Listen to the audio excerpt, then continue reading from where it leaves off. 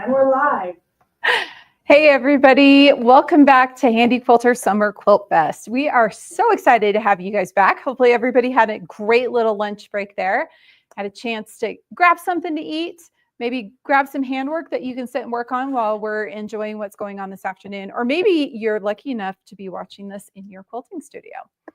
Well, this afternoon, we're going to have Shauna back to show us some more great projects with the ProStitcher on the longarm. I believe she's doing a placemat first. Is that correct? Yes, I'm getting the nod. She's going to be doing a placemat first.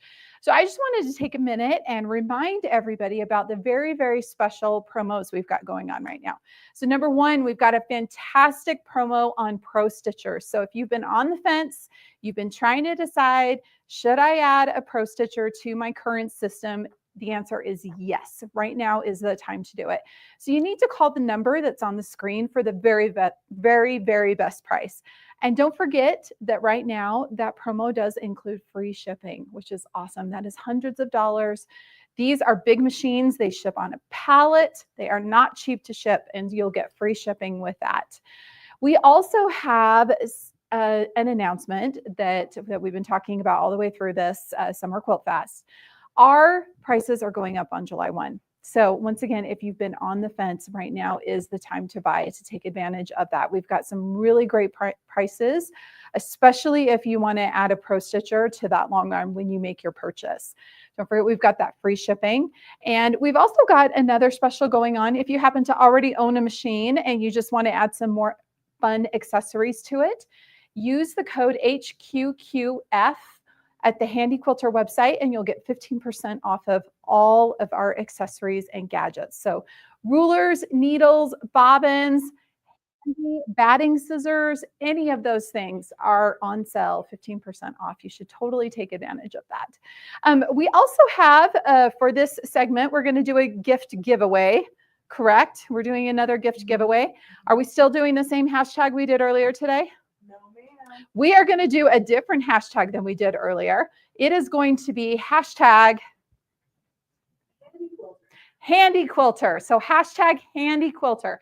So be sure to comment, to just make a comment, and all you need to put in that comment is hashtag Handy Quilter, and you'll be entered into the drawing that we'll be doing later on this afternoon. Shauna will be doing after she finishes some of her projects here. So hashtag Handy Quilter, be sure and do that.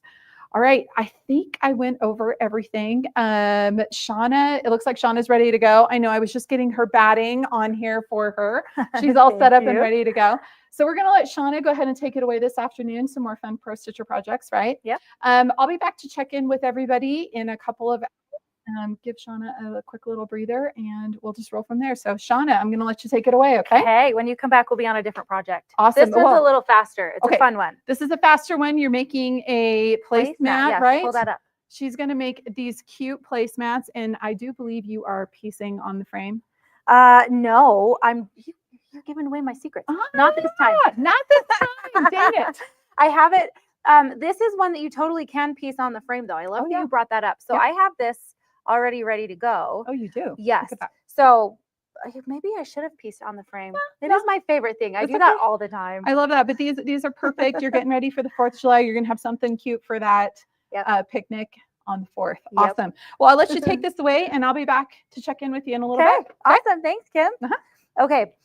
We are actually going to trade out our thread, and I wanted to show you guys how I do this. We talked a little bit not last time, I guess this morning, about thread, and this is also superior threads. Again, I want to say like 90%, 95% of the quilts I do are all with superior threads. I absolutely love their product. This is also so fine. So I'm going to move this machine over. Okay, while I'm getting this going though, I want to make sure you guys remember to go ahead and comment with the hashtag Handy Quilter. That's the hashtag we're using today. If you want to get entered for free, what is it? $50 gift card.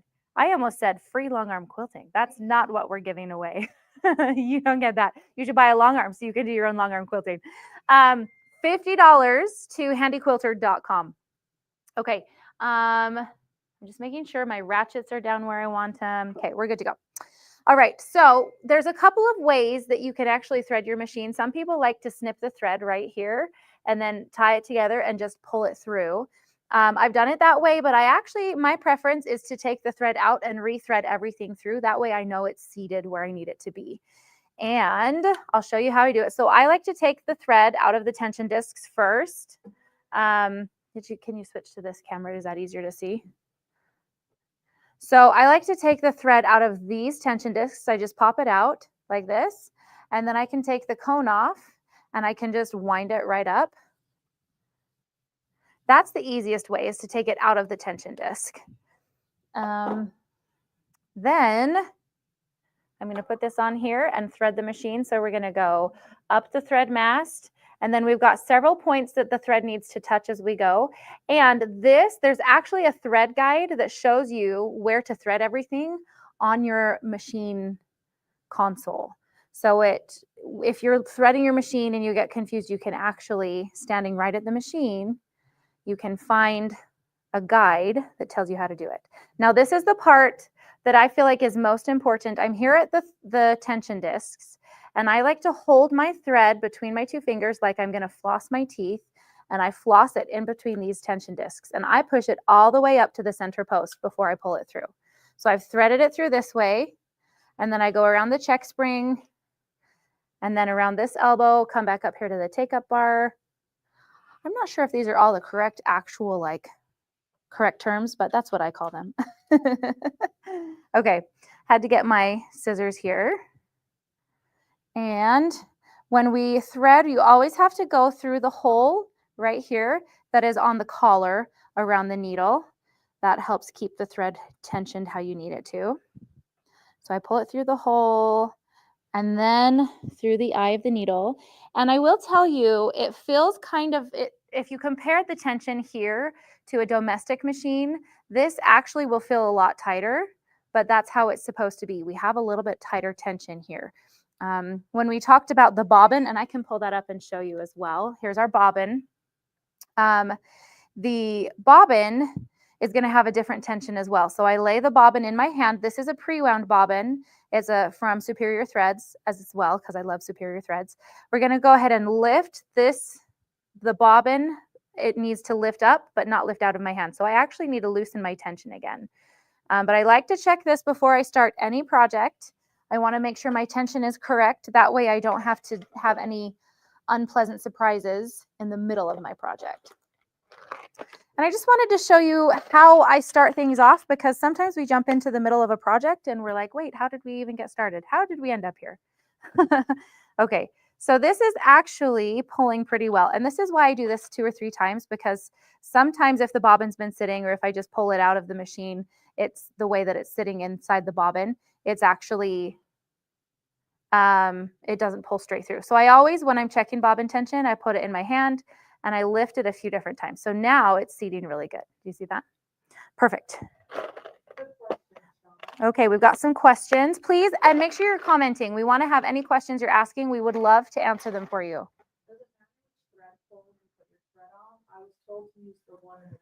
Someone commented, does it matter what thread pull or thread mast I'm using? Because they were told to put it at the thread in the back. No, it doesn't matter. If that gives you better tension, that you're able to kind of play with the tension on your thread better, you can definitely put it here and come up through this thread mast here at the rear. That does not matter. Some people prefer to have this horizontal spool pin here, and they'll put horizontal thread here and come this way so that they can have this thread here. I don't know if you guys know this, but you can actually run 2 threads at a time. You do a double thread and you run it through the same thread path through the same needle. So it is possible. There's a lot of cool things you can do with thread. Okay, we've got our thread in. We've got our bobbin ready. Another question. Do I use a TOA gauge? That is a good question. So I personally do not. I do have one, but I learned to do my tension by feel. And so I don't ever use a TOA gauge, but I always check my tension. So for people that are very number focused, like if you have like a mechanical or an engineering mind and you want to know the numbers, you definitely use a TOA gauge, because that, do I have one I can show you guys? I think I do. It's been a hot minute. That's okay. So a TOA gauge is like for those that don't know, it's a little box that you actually set the bobbin inside the bobbin casing, and you put it in the machine, and then you wind it around some tension discs to check the tension. And there's a dial that moves, and that dial will land on a number, and it's anywhere between 100 to 300. And it depends on your bobbin case. So the number is going to be subjective, which means if I am working with a TOA gauge and I say, hey, you're going to want to do your tension at 200, it doesn't matter for you. It is only for my machine, right? So that's another reason that I don't really use TOA gauges myself, but it's actually a really good tool, especially for people that are learning how to do the tension. So great question. I love it. This is our project. Kim already held it up and showed you guys. We're just doing a little placemat. So this placemat is 12 inches by 18 inches. And I really have just taken a square of fabric and put sashing around it. That's all I did because I wanted something patriotic and I had some extra fabric lying around and it was a really easy thing to put together. So when I got into quilting, I did something like 60 projects, 50 or 60 projects on my long arm in the first year that I had it. And that number is so high because I was doing a ton of these small projects. I wanted to be able to learn new techniques, and this is the absolute best way to do it. So I've got a bunch of flimsies here. So like placemat tops that they're not finished. This is the seam on the back. Oh, that's really vibrant on the camera. I really like that. So the cool thing is this fabric has silver stars that are going to show up really well. So I'm placing 2 at a time on my long arm. And the cool thing about this is I'm using 1 width of fabric for my backing. So the fabric right here for my backing itself is 42, 44 inches wide, whatever the width of fabric is. And I'm able to fit 2 placemats side by side, and I can finish 2 placemats at a time. I love doing this because it's a fast way to get projects done. You can do 2 at a time. And it's kind of a good way to learn skills. If you're going to be doing a lot of quilting, like edge to edge quilting, you can actually do, sometimes you can do like 2 baby quilts at a time. So this is a good way to practice it to see if you like what you're doing. All right, so I'm just going to start by basting. I'm holding my top thread here in my hand. I'm going to drop my needle down and pull it up. This is how I get my bobbin thread to the top of the quilt. We want to make sure that we have the bobbin on top when we start, just so that we don't have to crawl underneath to trim all of our threads. And I'm going to have my basting stitch on. And then I can do a channel lock, or I can just have my gears turned on for the weight of the machine. I'll get up here to the top and then I'll turn on the channel locks because I really like to have a nice straight edge at the top of my quilt project. So on my screen, I'm just going to hit my horizontal channel lock. That's on my ProStitcher tablet. When you have ProStitcher, it comes with, ProStitcher has so many awesome things on it. It comes with horizontal channel lock. It comes with all channel locks. But when you don't have ProStitcher, you have to have an extra accessory in order to do channel locks. So basting, I did a channel lock on the top, and so that means if I'm trying to pull the machine forward and backward, it won't actually move. So I'm going to come and do down the side here and over, so I have to turn my channel lock off again. Come down this way. Perfect. Now remember, as you guys are joining, we want you to be commenting #HandyQuilter so you can be entered into the giveaway for $50 at handyquilter.com. And last time our winner, I told her she really needed to buy batting scissors. I don't know if she did. We'll have to see. But batting scissors are the go-to accessory when someone's like, hey, I just need one little thing. I'm like, you got to get the batting scissors. They are the best. Okay, I'm here at the top. I'm going to turn on my channel locks again. Going to baste over this way. And I feel like my project is actually a little loose. So once I get done basting this top edge, I think I'm going to tighten up my quilt sandwich. So you can see I'm kind of loose down here. Oh, sorry. Got to turn that off. So you can see like there's a lot of give here. And this is not usually how I like to quilt. And so I don't want to stop in the middle of my basting stitch though, because I have my straight line going at the top of my project. Perfect. So I'm going to leave it there now. And this is where I can just tighten up the rollers. I am going to massage this side just a little. I think loaded it a little unevenly. So then I'm going to just pop it up like this. There we go. Now we're a lot more level. Okay. Now I'm going to come and baste down this way. Oh, turn off my channel locks. Now we're going to baste down this way. There we go. And then we'll baste along the bottom edge, and I'll just catch the bottom edge for both placemats at the same time. And I'm going to stop really fast and step out of camera to put on my side clamps, or step in front of the camera, I guess you could say. There we go. So I do need to have side clamps on anytime I'm doing a project. And it's better if you can have them on before you start basting. So do as I say, not as I do, right? Okay, there we go. So the side clamps kind of act as a third hand because I have this hand down here manipulating the fabric, this hand right here to help kind of keep things smooth as I'm going. This hand is driving the handlebars, and so having side clamps on helps keep the project nice and taut. Okay, perfect. Now we're basted. So I'm going to do a tie-off stitch. This is just force of habit. When you're basting, it's always good to have a tie-off so that your basting stitch is secure. And right there, I just pulled up my bottom thread. Do we have any questions coming through? If I have anyone commenting, we used a different hashtag from this morning. So the hashtag you need to be using now is #HandyQuilter. That's what you have to do if you're going to be entered into the giveaway for the $50 gift card. All right, I'm going to show you how to set up an edge-to-edge design, treating these two placemats as one quilt top.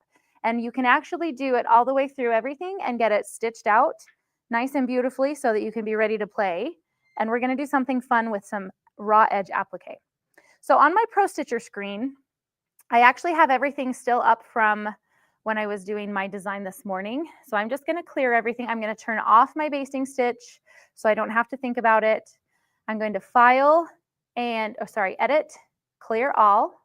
So everything's ready to go. And now we're going to set up a new area.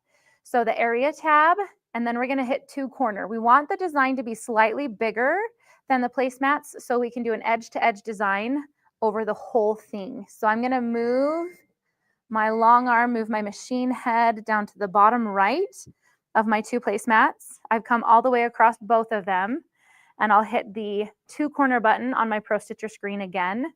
And then you can see that I have this nice big pink rectangle.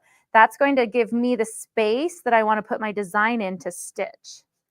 So I'm going to do File and Design and then Open, because we're playing with some really cute designs that we got from ProStitcher.com. They have ProStitcher patterns. And so this one is called Flagpole and Stars. They have a lot of really cute different things on here. You can see there's borders and there's corners. So if you're going to be doing corners with stars and flagpoles, there's one on here called Wandering Stars. So if we take a look at this one is nice and big. And on the right-hand side, it tells us that it's 18 inches tall. The height is 18.11 inches. And that's just a little bit bigger than I need it to be. So when we set up an edge-to-edge design, we can actually tweak these designs a couple of different ways. So I'll go to the repeat button at the top of my ProStitcher screen, and then I'm going to hit the horizontal on the right-hand side of the screen. There's a horizontal button. I'm going to just hit repeat to make it 2 repeats. It doesn't quite fill it, so we're going to do 1 more repeat. And then I can manually move it on the screen like this and fit it where I want. Or if I hit the undo button, there's a button here at the bottom, right-hand side of the screen called Stretch. If I hit that button, it automatically stretches it, or in this case, shrinks it to fit the width of my area. So it fits that way great, but now I need to have the top and the bottom fit. So I'll hit the vertical button on the right-hand side. There's also a stretch button under the vertical. And then if I do that, it's going to fit perfectly. So now we baseline, and we're going to start stitching. This one is, like I said, we're going to be stitching 2 of these designs at a time. 2 of these placemats at a time. And this is one of those things that you can set the ProStitcher, and then you can go and start dinner, and then you can come back and put on the next 2 placemats. And I have actually done it before On Thanksgiving, because that's how I roll. On Thanksgiving, I made some placemats to eat with, and I was doing turkeys. And it turned out really, really cute, but maybe don't make them on Thanksgiving. It's too much to try and fit in. So if you look at the ProStitcher screen, you can see, like as I'm standing here looking at the screen, the design where we're stitching is black. So we haven't stitched the black part yet, but the yellow part is where we have stitched. And so sometimes people will get really worried that they don't know how to align their design, like if their bobbin thread breaks. This is how you know where you've already stitched, that it's really easy to set up a start point where you're at. So someone asked what my speed was at. I'm bumping it up just a smidge. We'll see if that helps just a little bit. You can hear that as you have bumped up the speed, it starts to stitch, like the motor goes a little bit faster. That's how you know the speed responded. So a couple of points about the Amara. We are stitching on an Amara 20, but if you're looking into getting a machine, we also have the Amara 24. That means it's a 24-inch throat space. And it comes with all the same bells and whistles. You can get ProStitcher on it. The handles are adjustable. So if you're really into micro quilting, you can adjust the handles down low so that you're closer to your quilt top, and you can do micro quilting. You can adjust your stitches. So you can go up to, is it 18 stitches per inch? It might be even more. But you can drop it all the way down to like a really big basting stitch, like a 1-inch basting stitch, which I love. I actually have done some basting for some customers with water-soluble thread. And that's something that people will kind of scratch their head at. But you can use water-soluble thread. Superior Threads does make it. And I put it in the top, and I'm pretty sure I did a regular thread in the bobbin, but you could do both. And I did just a big basting stitch through an entire quilt because my customer wanted to do hand quilting, but she didn't want to take the time to baste it. And so after she did all of her hand quilting, she just washed the quilt and the basting stitches washed right out, which is really cool. So also, while this is quilting, I'm going to show you some of the other fabrics that I have that we're going to play with, and I'll explain what we've done. So I'll step over here. We have just a bunch of scraps of red fabric that I have, just, some fat quarters that I had lying around. This one has polka dots, this is stars. Just wanted something red so that we could have a little fun playing. And some of them I've just left plain. And then I have a couple that I've actually backed with like a fusible. This is Steam-A-Seam 2, Steam-A-Seam Light. But you can find, there's a bunch of different fusible options. You could even do just regular fabric and do like a spray adhesive, like something you use for spray basting. So these are all of the different fabrics. I pulled just a bunch, and we're going to play. I'm actually going to cut out a star while I'm waiting for this, because there's a couple of different ways we can do raw edge applique, because that's what we're going to do here on these cute little placemats. I really, really like working with ProStitcher though, because I can turn on the machine. It'll do my really cute stitches. And then once I'm done, do you want me to step over this way? Once I have the machine set and it starts to do its own stitching, then I can do something else. And I don't ever walk away from the machine. I'm always in the same area, because if something does happen, I want to be there, right? If I need to hit the emergency stop, or, if my bobbin runs out, there's always something. We have a question. Go for it.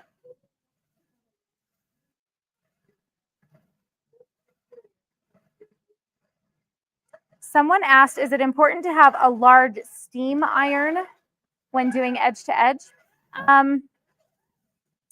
No, not really. I want to say this is more of a personal preference. If you're going to be steaming like the back of a quilt, like a quilt backing, then you could definitely have a steam iron. Some some people are very, very, I don't want to say strict, but they are very set that you don't use steam when you're pressing, especially with piecing, right? Oh, I'm doing a 6-pointed star. We got to switch. Sorry. I better draw this one. So if you are doing one of those people that absolutely does not want to do steam, then don't get a steam iron for your quilting either. There's not a need to have it. It's only for, I don't know. I do use it to get my big wrinkles out on my backings. So that was a good question. Are there any other questions as we're going? Make sure you remember #HandyQuilter to enter in the giveaway. It is a $50 gift card that you're going to win. Oh, let me move these so we don't get them in the way. A $50 gift card to handyquilter.com. And it's good for any of the accessories. Speaking of accessories, we actually are having a sale also. I make sure we say this. The sale is 15% off for all accessories, and you have to use the code HQQF. You can't do it without the code. We're all about codes here. Oh, yes. And so we also, with these deals we have going on, you need to be calling in. You have to call in to get access to these codes. We talked about how prices are increasing on July 1st, and we want to make sure you guys get the best deal. So if you want to get free shipping, because we do have free shipping, you need to do the phone number. Is it on our screen? The phone number. Okay. You have to call us in directly to get the free shipping on your machines, and free shipping on the machines only. And that is for this week. We're doing just this week, all week. Is it all week? All week, free shipping on machines. You're not actually going to get this deal anywhere else. This is just calling in through Handy Quilter. So you're going to want to make sure and call us when you order your machine. And again, prices are going up. So please make sure you order and get the order this week, because free shipping. That's a big deal. I don't know if you guys realize free shipping is several hundreds in savings. So you're totally going to want to make that happen. I'm just over here drawing stars on the back of my fabric and cutting it out while I'm waiting. Some of them are big, some of them are wonky. I am not an expert at stars, but that's kind of the point. If you wanted to have this end up being a lot more exact and precise, you could print out your designs and then trace them on your fabric and cut them out. We have a question.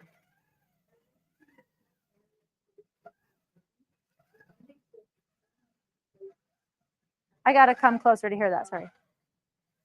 Go ahead.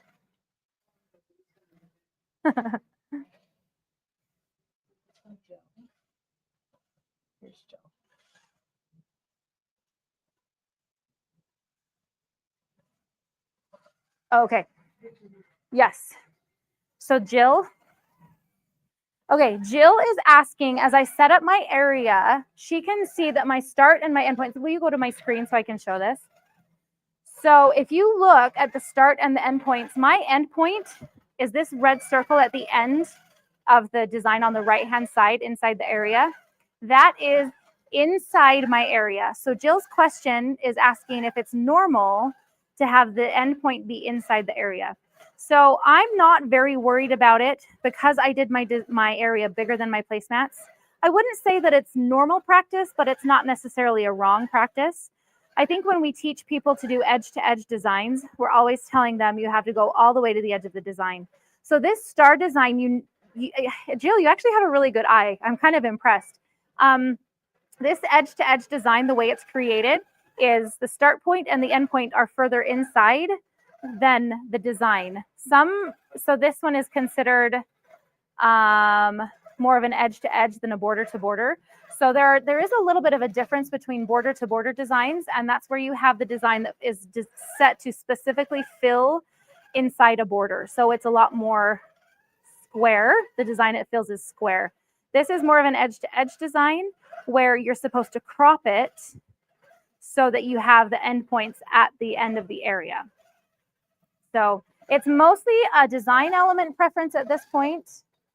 I'm trying to make sure my camera cord here is good.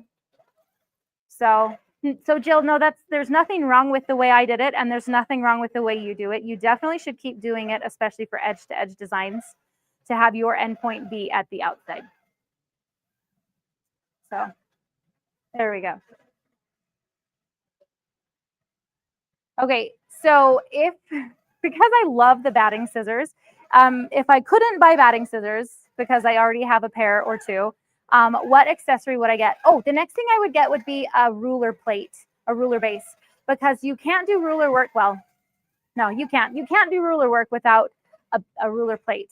The base plate is essential that it gives you enough of a workspace to have your hand moving with all of the ruler work that you're doing and have a stable surface for your hand.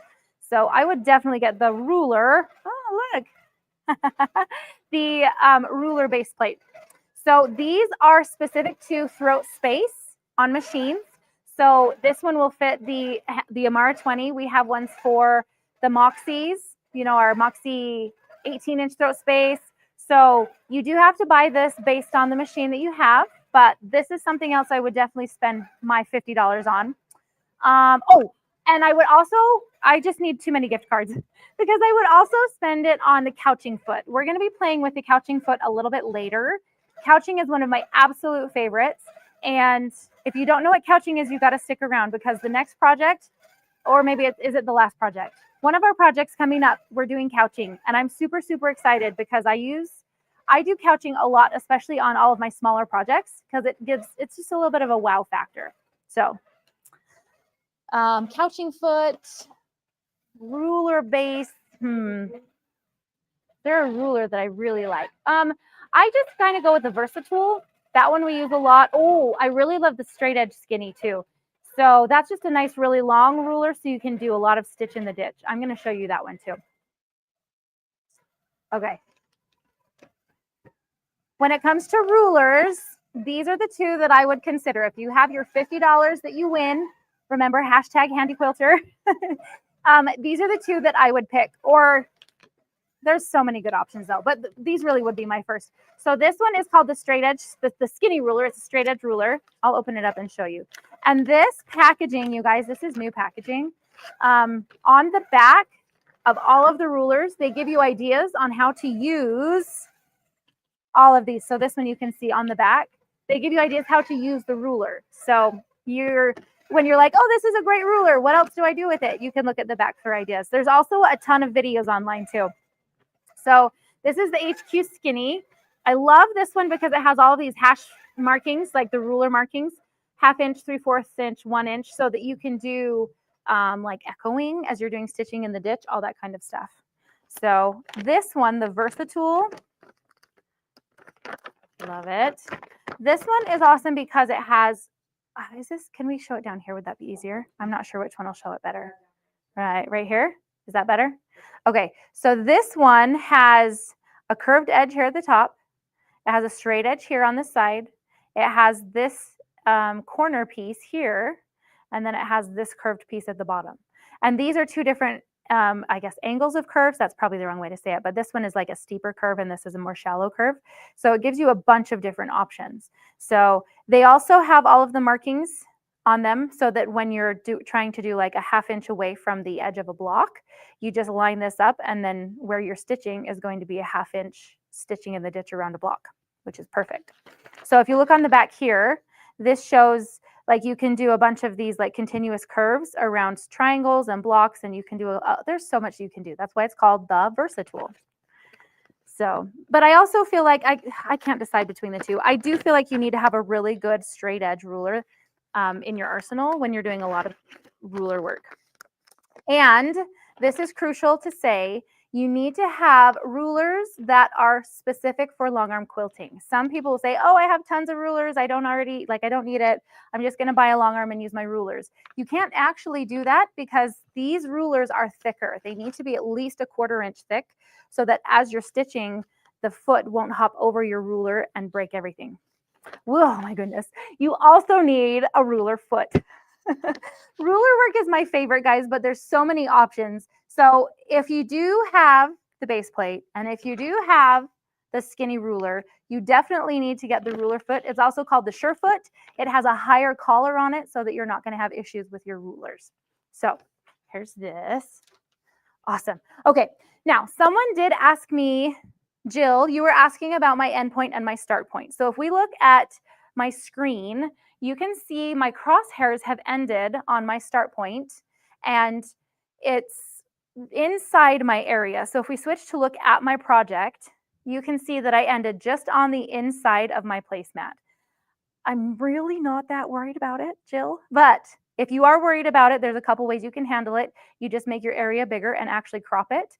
My intent was to show you how you can shrink designs, which is way cool. So how I fix this when this happens, I really just stitch right off the design and then I tie off in my batting. So we're gonna do that. And I'll do a little stitch, tie off, I swing away, pick up my thread, come back here, needle down, needle up, swing away. Perfect. Okay, do we have other questions as we're going? I want to make sure everyone is commenting so that we can get them entered in the giveaway. Remember, hashtag handyquilter. Okay, so we have done our edge-to-edge design. This could be good enough, right? We could just take these off and bind them and call it good to go. But I'm showing you all of the cute little things we get to play with. So, oh no, where'd my star go? Oh, right here. I did a teeny tiny star, and I did it nice and wonky, mostly because I really struggle to freehand cut things, but also because if I have a lot of structure in my designs, you can see these stars are very structured. It adds a little bit of whimsy to have a star that's a little bit wonky. So that's something to consider when you're doing projects like this, and it's something to play with. You want to have, when you get a long arm, I always tell people you need to start playing right away. You've got to try different things because it can get really intimidating really fast. So this you can see on the back side, I traced a little star and then I just trimmed kind of around it. This is the backing for the sticky fusible. Oh, it always takes me a minute to get this corner down. There we go. Peel this off. And then it's just a little bit tacky so that I could place it here and have a star. And then I'm going to stitch this freehand. One of the things I love about ProStitcher is how easy it is to switch back and forth between free motion quilting and computerized quilting. So on my ProStitcher screen, I hit the ProStitcher tab, and then I hit the gears button. And you can kind of hear the gears disengage, and that's when you know you're good to start quilting. So what I'm going to do is I'm really just going to stitch around this design, and I'm not going to be exact. This is not like I'm doing a really pretty blanket stitch. I'm just kind of slapping it down and then doing a stitch so it's appliqué. This is also raw edge appliqué. So some of you this might not be your cup of tea because raw edge appliqué is very different than needle turn appliqué. And we know this, but we want to make sure that you know that going into it. Okay, so I've pulled up my bobbin thread, make sure my star is laying how I want. Okay, so raw edge appliqué and needle turn appliqué. Let's talk really fast about that. I'm going to put my needle down to save my place. So this, I literally have a raw edge to my fabric. So this is for people that may not know. Raw edge appliqué is something that you can do direct on the long arm. Needle turn appliqué is handwork. So that's where you have your shape and you have the edge of the fabric turned under, and then you have you use the needle to turn that under as you're quilting it or like top stitching it. That's not the right word. As you're stitching it into your project. So most of the time when you're doing needle turn appliqué, you know, you have the raw edge turned under and you use the needle to turn it in and then stitch, right? When you're doing something like that, you definitely are going to need to do custom quilting because you need to emphasize the needle turn, right? For this kind of appliqué, this raw edge appliqué, the edge of the fabric is raw. We're going to leave it raw. We're not going to finish it. So I'm going to just start stitching. And I'm going to push my needle down as I've moved far enough away. I actually want to snip my tails here. I don't always do it. It just depends on what I'm doing, but I definitely want to snip these tails now because I'm doing a lot of designs where those tails could get in the way. I'm moving my machine a lot.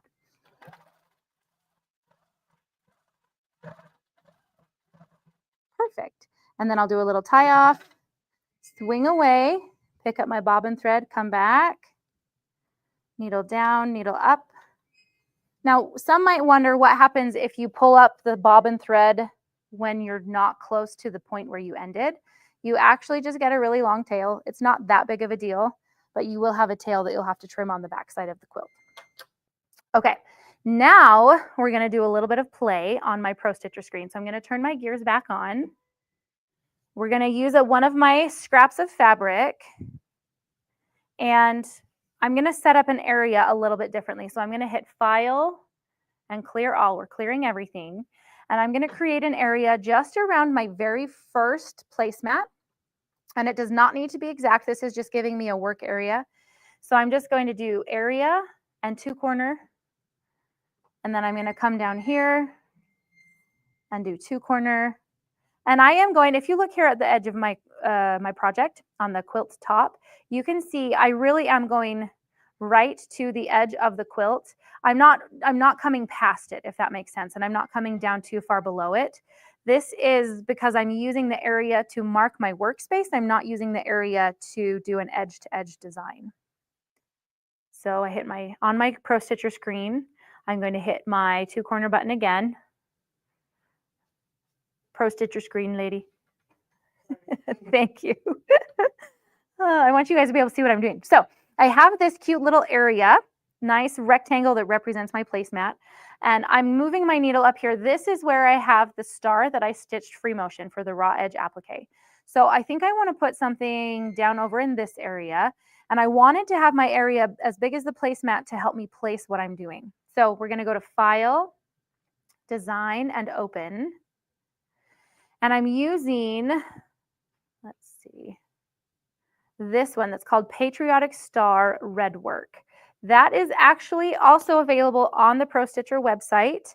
It is from ProStitcher Patterns. And so anything I'm using today, you can get there. It is a separate design. Some of the designs that I've used are like in a bundle. I'm just going to take a drink.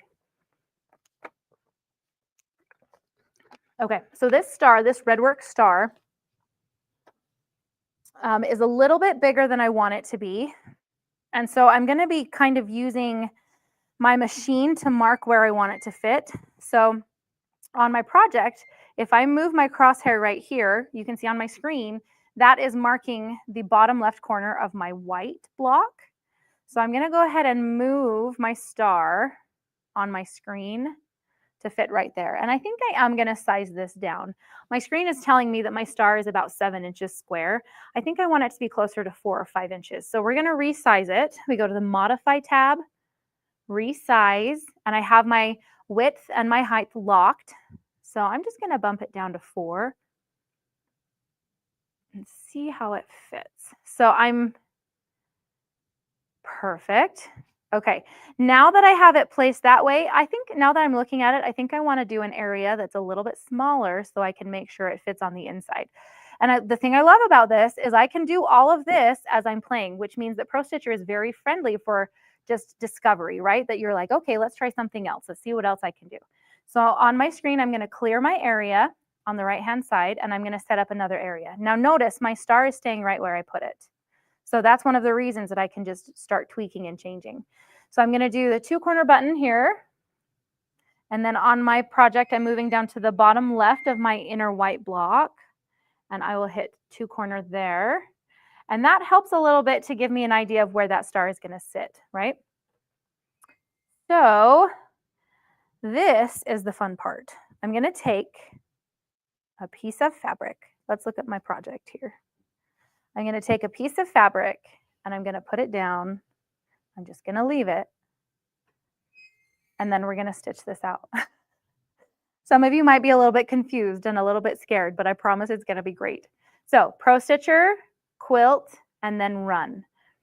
So if you are worried, you can't like where you're, if you're worried about this shifting, you could use like a fusible spray adhesive. This one doesn't have anything on it. This is just a scrap of fabric.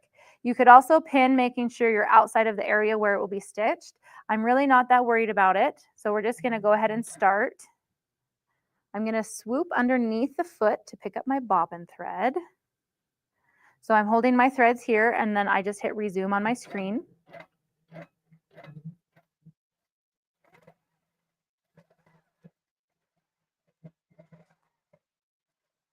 So the benefit to having some sort of stabilizer or spray starch is that you won't have as many wrinkles. It'll be a little bit more stable.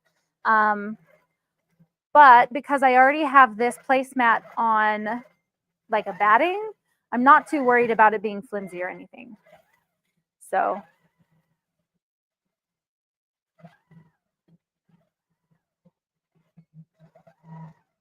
all right, as you're watching, make sure to comment #HandyQuilter. I want to make sure we got a giveaway. We get a winner. #HandyQuilter. Okay, we've got a question.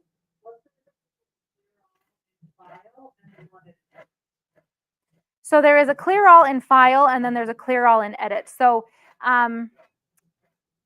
the buttons that we have at the top, the tabs, they give us different functions. If you're under the edit, it's generally going to just clear your design. When you hit clear all, it clears the area and the design.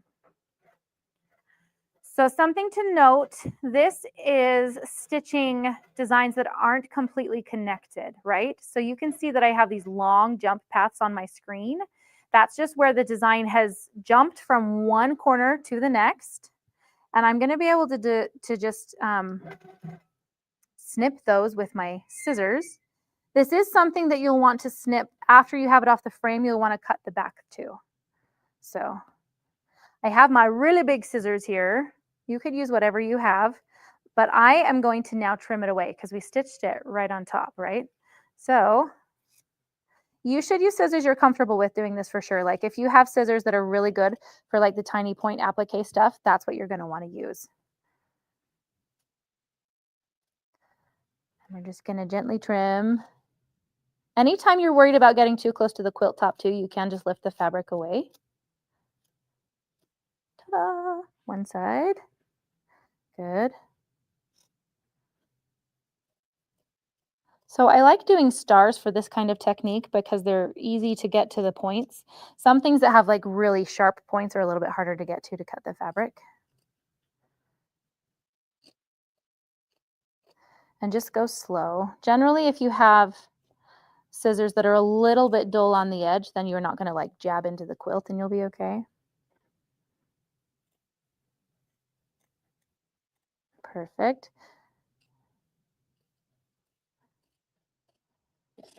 The other thing I love about doing it this way is you have like a quilt that's done and then you get to the end and you're like, this needs a little pizzazz. It's missing something. Just throw on some raw edge applique.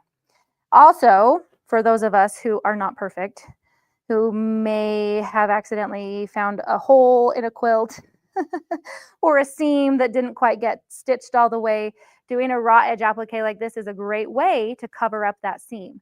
Especially if you've already done all of the stitching, you've done the whole edge to edge design all the way through, then you just slap down an applique piece, do a cute little design on it, and you have raw edge applique. So here's that. Now we're going to advance the quilt, and I'm going to show you doing a different, like we're going to use this same star, but make it nice and big in the middle. So I'm going to unhook this. We have a question. Go for it. How did you pick up the bobbin thread without moving the needle? Oh my goodness, this is the best secret of my life. I need to teach all of you guys this right now. Stop what you're doing. Everybody stop. I'm going to show you I'm just going to put a fabric down so you can see the thread a little bit easier. So this is something that I learned from an educator here. Her name is Christina. So just because I learned it from her, I call it the Christina swoop. So you hold your top thread, you push on the handlebar, you do a needle down, needle up, and just like this, you don't move the machine or anything. You take your thread in two hands, kind of like you're going to floss your teeth, and you just slide it under the foot, and it automatically pulls up the bobbin thread. It is the coolest thing ever. Okay, I'll show you again. I'm seriously, like this is one of my very favorite things. If you do not learn anything else today, you can say you have succeeded because you learned the Christina swoop. Okay, needle down, needle up, I'm holding it. And I can just kind of pull and it'll start to come out, but it makes it easier. I'm going to swoop towards the camera this time. So swoop this way, and you see how it's got the bobbin right here. The bobbin thread came out. So then you would be good to stitch. So that was a great question. It's one of my very favorite things, the Christina swoop. Okay, we're going to advance this really fast. And then after this, we're going to switch modes a little bit and go to our next project. I'm going to roll this up. So I do have the backing fabric that I'm using is just one really long piece of width of fabric. I want to say it's probably 2 or 3 yards. I can't really remember exactly how long, but I wanted it long enough that I could do a couple of projects, right? So I'm going to roll this back, and then we're going to attach our side clamps. All right, I want to remind you guys, we are, I know you guys are hanging out with me today, and I love it. Tomorrow we have a long arm business summit, thank you, that we're going to be doing. So you want to make sure and hang out with us tomorrow as well. Same time, same place. We're going to be talking about a lot of really cool stuff. So come hang out. We're going to be chatting with a couple people. It's going to be a party. Okay. I'm literally just placing these down. This is exactly what we did before. Just placing these down. And in a matter of what, we've been hanging out for a little bit. We've done 4 placemats, right? This is why I love doing small projects. I'm just going to base down this one. We're going to treat this one a little bit differently. It's not going to be an edge-to-edge design. We're just going to do a design right in the middle. And I have my basting stitch on. I just turned it on using ProStitcher. It really is just the push of a button. I know sometimes with other systems, you have to be adjusting it a little bit more intensely, which is fine. You've got to do what you've got to do. But I love me a good basting stitch. Just going up here at the top.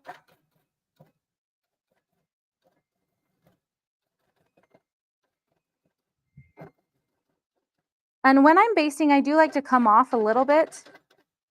But I think that's just force of habit. There's not like a specific reason. Perfect. I'm going to do a tie-off stitch. Swing away, snag my top thread, pull forward, needle down, needle up. Perfect. Okay. We're going to do it again. This time we're going to stitch, I'm going to stitch just around like this. I have to turn off my basting stitch though. So the really cool thing about ProStitcher, if you're doing an edge-to-edge design that's computerized, it will say, hey, you got to turn off your basting stitch before we'll stitch that design out. But if you're just doing it free motion, then it won't tell you. Ask me how I know. All right, so I am just stitching in the ditch here. I'm just doing it with the weight of the machine, so I have my gears turned on. Now that I'm over here on this edge, I'm going to snip this thread so I don't forget. Okay, and then we're going to stitch down like this.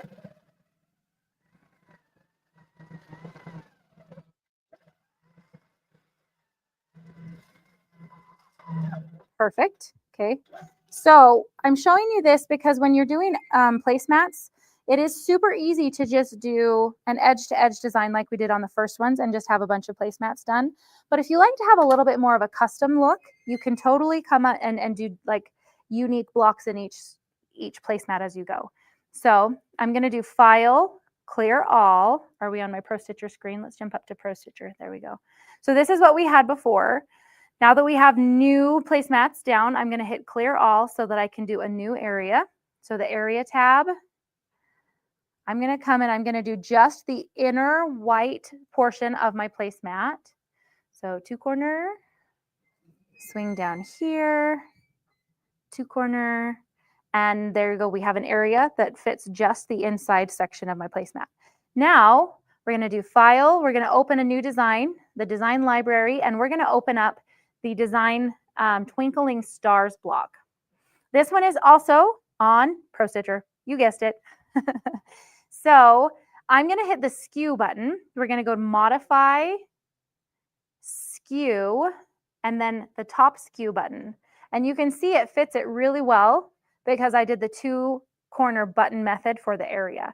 You can switch and try the border skew. It doesn't really change it because these work similar when you have just the area created with a 2 corner button. Okay, so I've got it skewed there. I'm going to baseline it, and then we'll stitch it out. ProStitcher, run, proceed. It's going to Wait for me to pull up my bobbin thread. There we go. So this one is giving us a bit more of a custom feel than just an edge-to-edge design. The white thread is going to be a little bit hard to see. So when I'm doing something like this just in a block that's custom, I definitely try to do more of a red thread, something that would pop really well. If you were with us this morning, you noticed I had a really pretty bright blue thread as we were doing the fishies. It's because in those instances, we want the stitching to show up.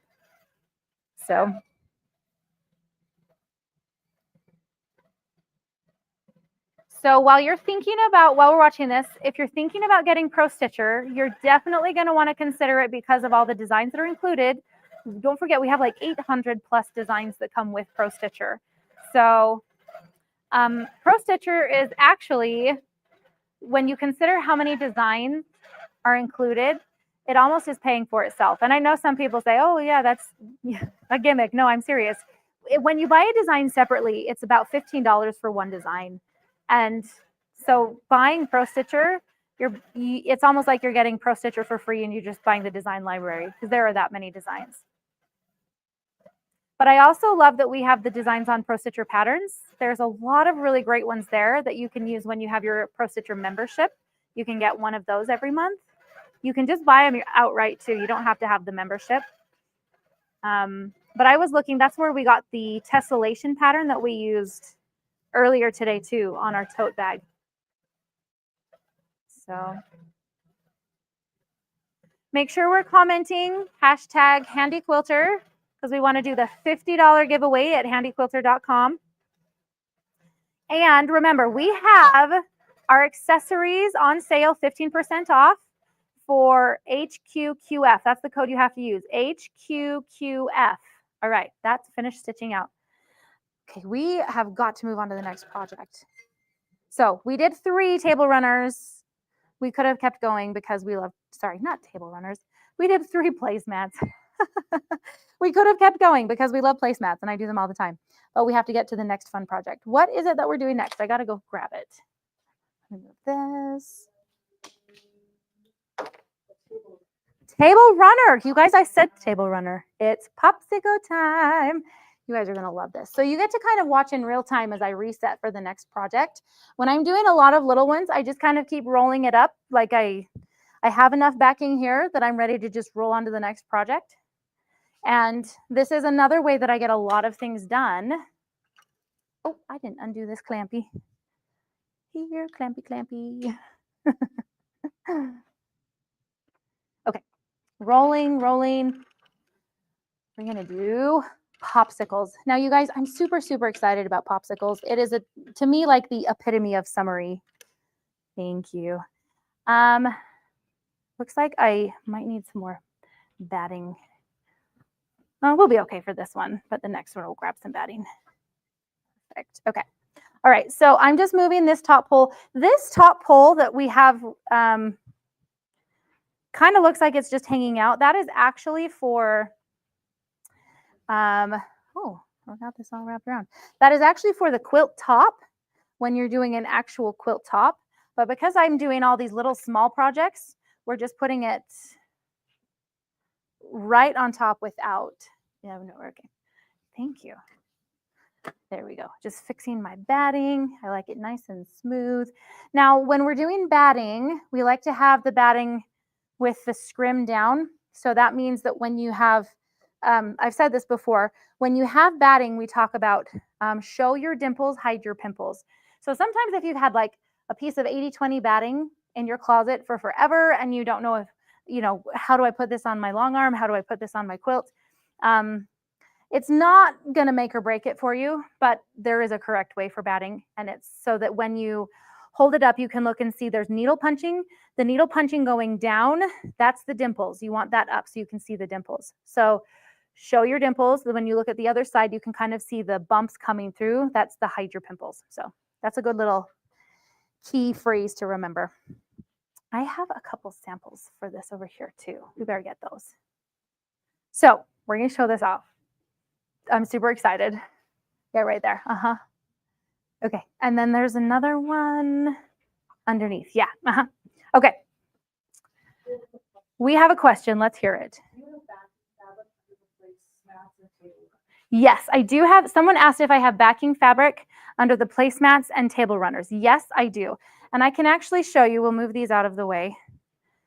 It's this white fabric that's right here. I just picked something that would work kind of for a summery feel. So it's got stars on it, but I have it rolled up here on this pole.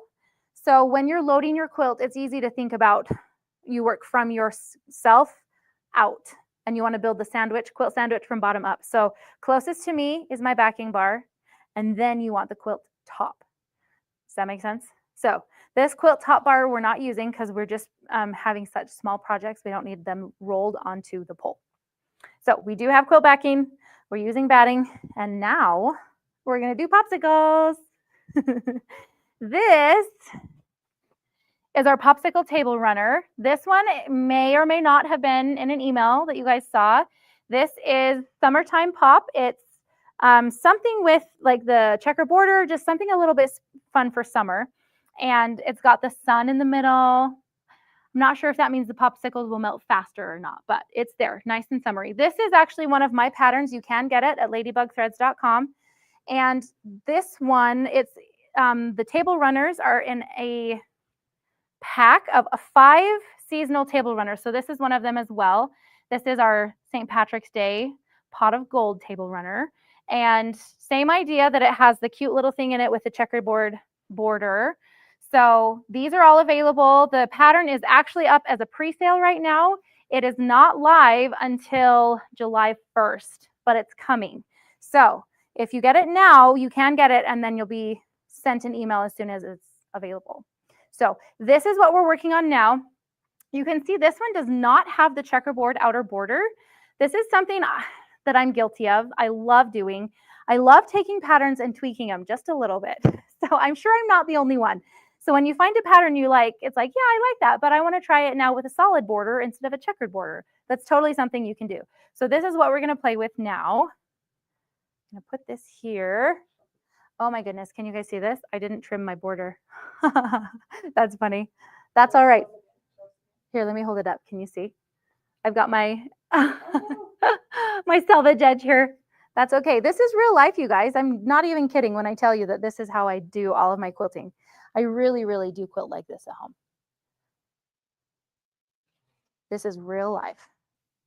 Shauna, can you do a quick check on how you use your index, like your finger digit, to test the tautness of your fabric? Okay, so when we're loading a new project, we want to make sure that our quilt top is tight enough. You can see it's kind of like droopy again, right? Because I advanced it, we rolled it up, like this is our previous project up here on this pole. So when you advance, you have to kind of like readjust your tautness. It's not really tension of your quilt project, but like how tense it is could be. So an easy way to do this, you take your pointer finger and you're going to put it underneath the quilt top. And if you can grab your pointer finger through it, that's a good tightness for your quilt project, right? So this one's pretty good this way, but I feel like it's still a little bit droopy. So I like it a little bit tighter. Personal preference though. If you can bounce a quarter off of it, that might be too tight. So I can still grab my pointer finger here, so that's pretty good.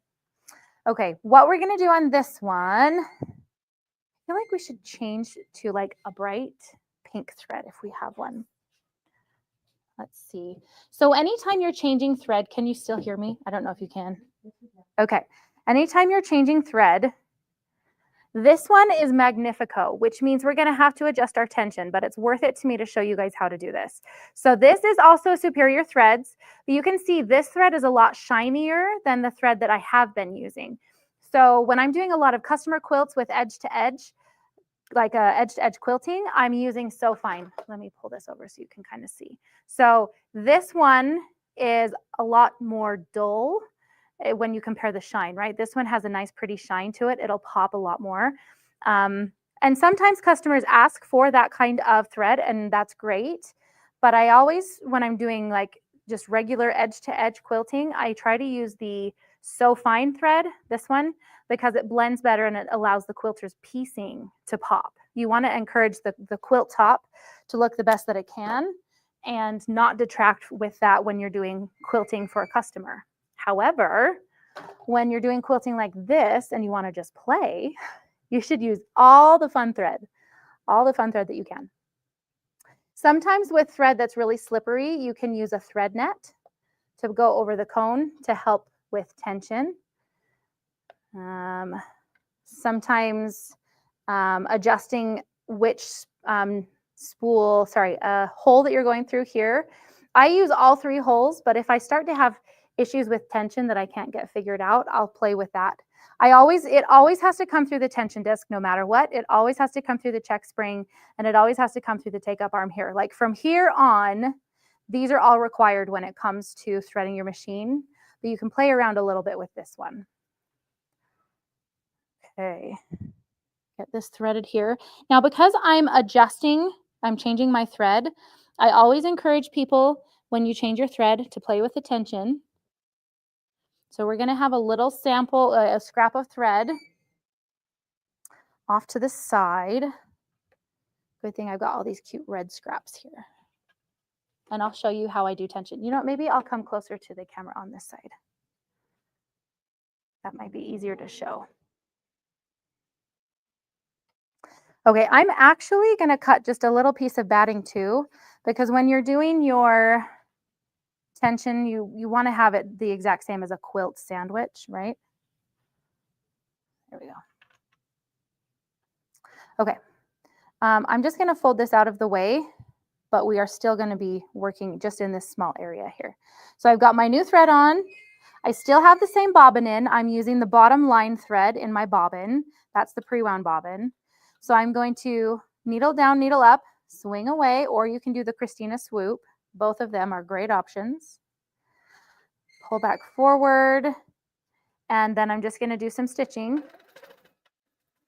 I like to do straight lines because I can check the corners. So here on top, it might be a smidge tight, but the important thing is looking on the bottom. So let me let go of these and pull away. Looking here on the bottom, this actually looks really good for the tension too. These are 2 different colors, so there will be the occasional small dot of color from the top because I have a pink thread on top and a light green on the bottom. But this tension is actually looking really good. So when you have a good tension in your bobbin, it's so much easier to switch and do different threads in the top of your machine. Keep that in mind. Like that. So number 1, best thing you learned today was the Christina swoop. Number 2, best thing you learned today is to make sure that you have good bobbin tension. If your bobbin tension is happy, everything is happy. Okay, I'm going to pull this one a little tighter. Perfect. Okay. Remember, commenting. Have we all had commenting on Handy Quilter? Hashtag Handy Quilter. Yes. Okay, good. Good. You're doing your job.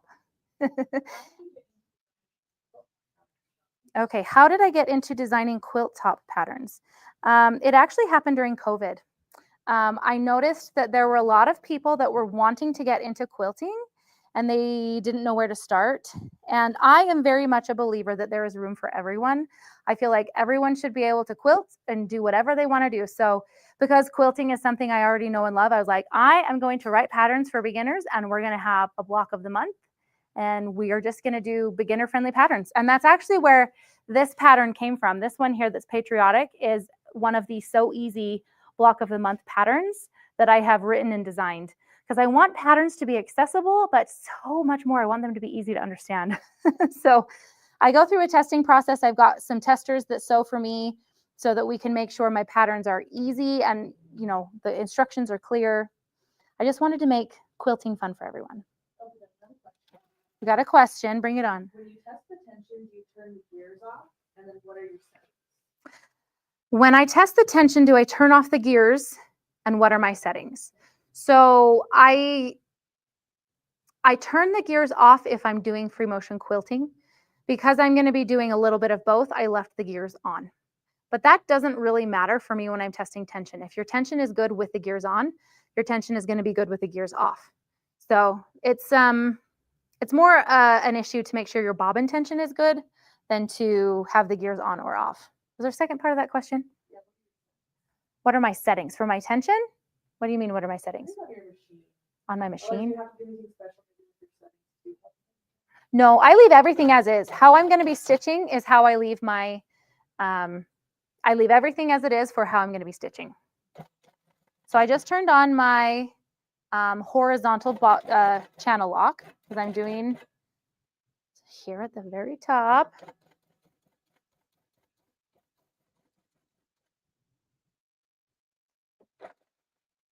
So you'll notice that I'm right at the very limit on my right-hand side of this project. I'm right at the very limit of my batting. As long as you have enough batting to be under your quilt top, you're going to be fine. But if I'm doing edge-to-edge designs, like for a customer quilt, I want to make sure I have at least 3 inches extra batting so that I don't have any issues. Okay, so this right here, I don't know if you can see this. It's a little bit tight from when I did my basting. This is telling me I could have my tension a little bit looser because I can see my bobbin thread. It's hard to see on camera, but I can see a tiny little point from my bobbin thread. And so once I get through the basting, I'm going to check it again. But I think if I just do one little twist on the top tension, we'll be okay.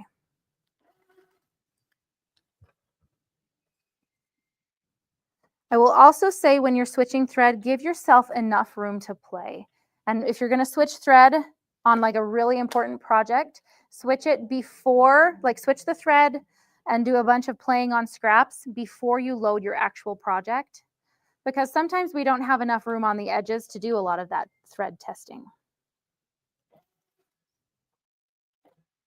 Okay. We do have, remember you guys, we do have the 15% off for our accessories on handyquilter.com. All you have to do is use the code HQQF. That's the code we're trying to use for free accessories.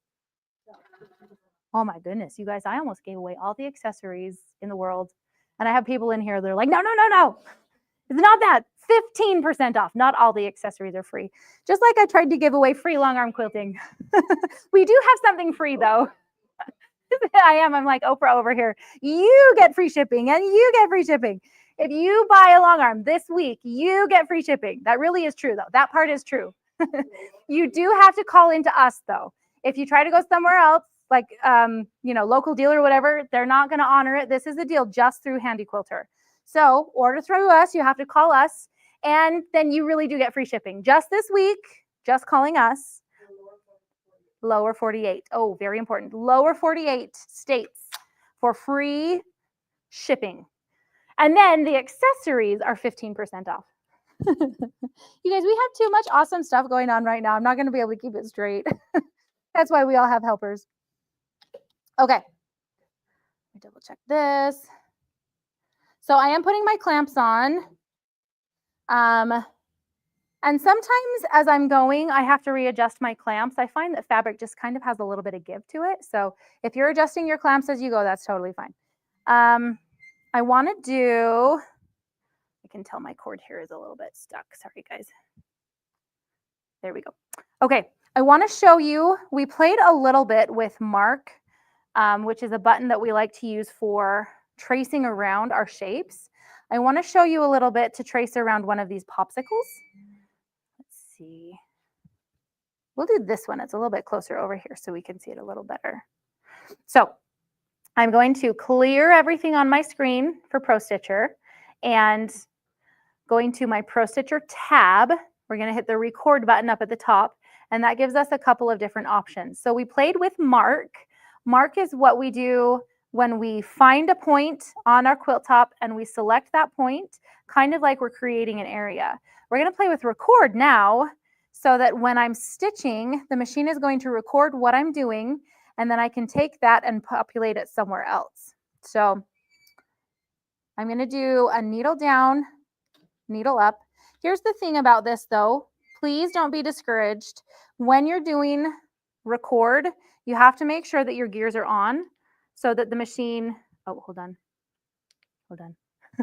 I need to do my baste button without being in this window. There we go, or my tie off button. So the cool thing, let me tell you what was just happening. On my screen, on my ProStitcher screen, you can see my mark button at the top.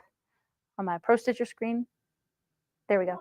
The button at the top of on the right-hand side that says mark has a diamond on it. And at the bottom on the right-hand side, it has a record button that has a star on it. So when I'm in this window, that means anytime I push my star button on my handlebar, it's going to start recording instead of doing a tie-off baste like I have it set to. So that's just something you need to be aware of, right? Okay, I'm going to turn on record. And we're going to see, there we go. Hold on, window, there we go. Look at my wonkiness here. This is what I wanted to show you. So as I'm doing this, I can move into a straight line, but as I'm, let's get bigger, there we go. Moving my machine, can you see that I have these little divots as I go? So this is what I was saying. Please don't be discouraged that this is happening. Just know you have to know which tool to use for which option, right? So this is the shape of the popsicle that it did for us. And I am going to stitch it out. I did my tie off button too early. Hold on. Swing away. There, I was just dropping my bobbin down. So what I was doing, moving my machine out of the way so that I could have my bobbin thread out of the way. Now we are going to quilt this. It looks a little wonky on the screen, but it's okay. I'm just showing you we have these different tools for different things, right?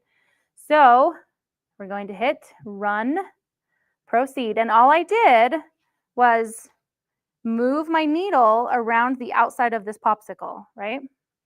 So if I have something that I'm not sure that I can do really straight stitching with the weight of the machine or something, this will take care of it for me. You can use this to do like names if you wanted to do some lettering or something. Perfect. So I got it to stitch for me, but you can see because I was a little bit wonky here, it's not going to be exactly perfect. There are ways to make it perfect. It just takes a little bit of practice. So now I want to do a little bit of free motion quilting here in this popsicle. It's just such a cute little space here. I want to emphasize that a little bit. So I'm going to turn off my gears on my ProStitcher tab. I will turn my gears off. And you can see on my screen, my crosshairs are actually purple now. So that tells me that my gears are turned off. And this button right up here on the ProStitcher tab, oh, I turned it back on. I was just trying to show you. The gears are orange. My crosshairs are orange. That is showing me my gears are turned on. When I push it, the gears turn purple and my crosshairs turn purple. So that's how I know that I'm doing free motion quilting. I'm not engaged with the computer right now. So I'm just going to do a little bit of squiggles. And this is how I can check my tension too as I'm quilting. And as I'm going, this is actually looking pretty good. It still might be a smidge tight, but I haven't adjusted it yet.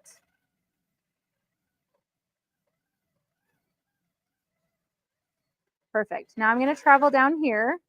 I'm going to adjust my tension here on this knob on the right side of the machine. I'm just going to loosen it just a little bit, about a half a turn. And you do want to do bigger turns on this part of the tension than you do on the bobbin. Yep, that's looking lots better.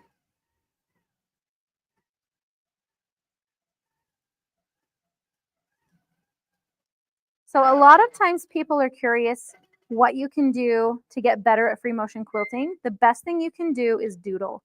If you have like a notebook that you can just, you know, when you're waiting in line at the post office, you could just do some little doodles. That's one of the best ways to get good at free motion quilting. You just want to make sure that when you're doodling, you have your notebook stationary, you don't turn it. So if your notebook is stationary, you're doodling, your hand can doodle in all directions, but if you turn the notebook, that's when you lose the skill. Or maybe not lose the skill, but it doesn't help train the skill.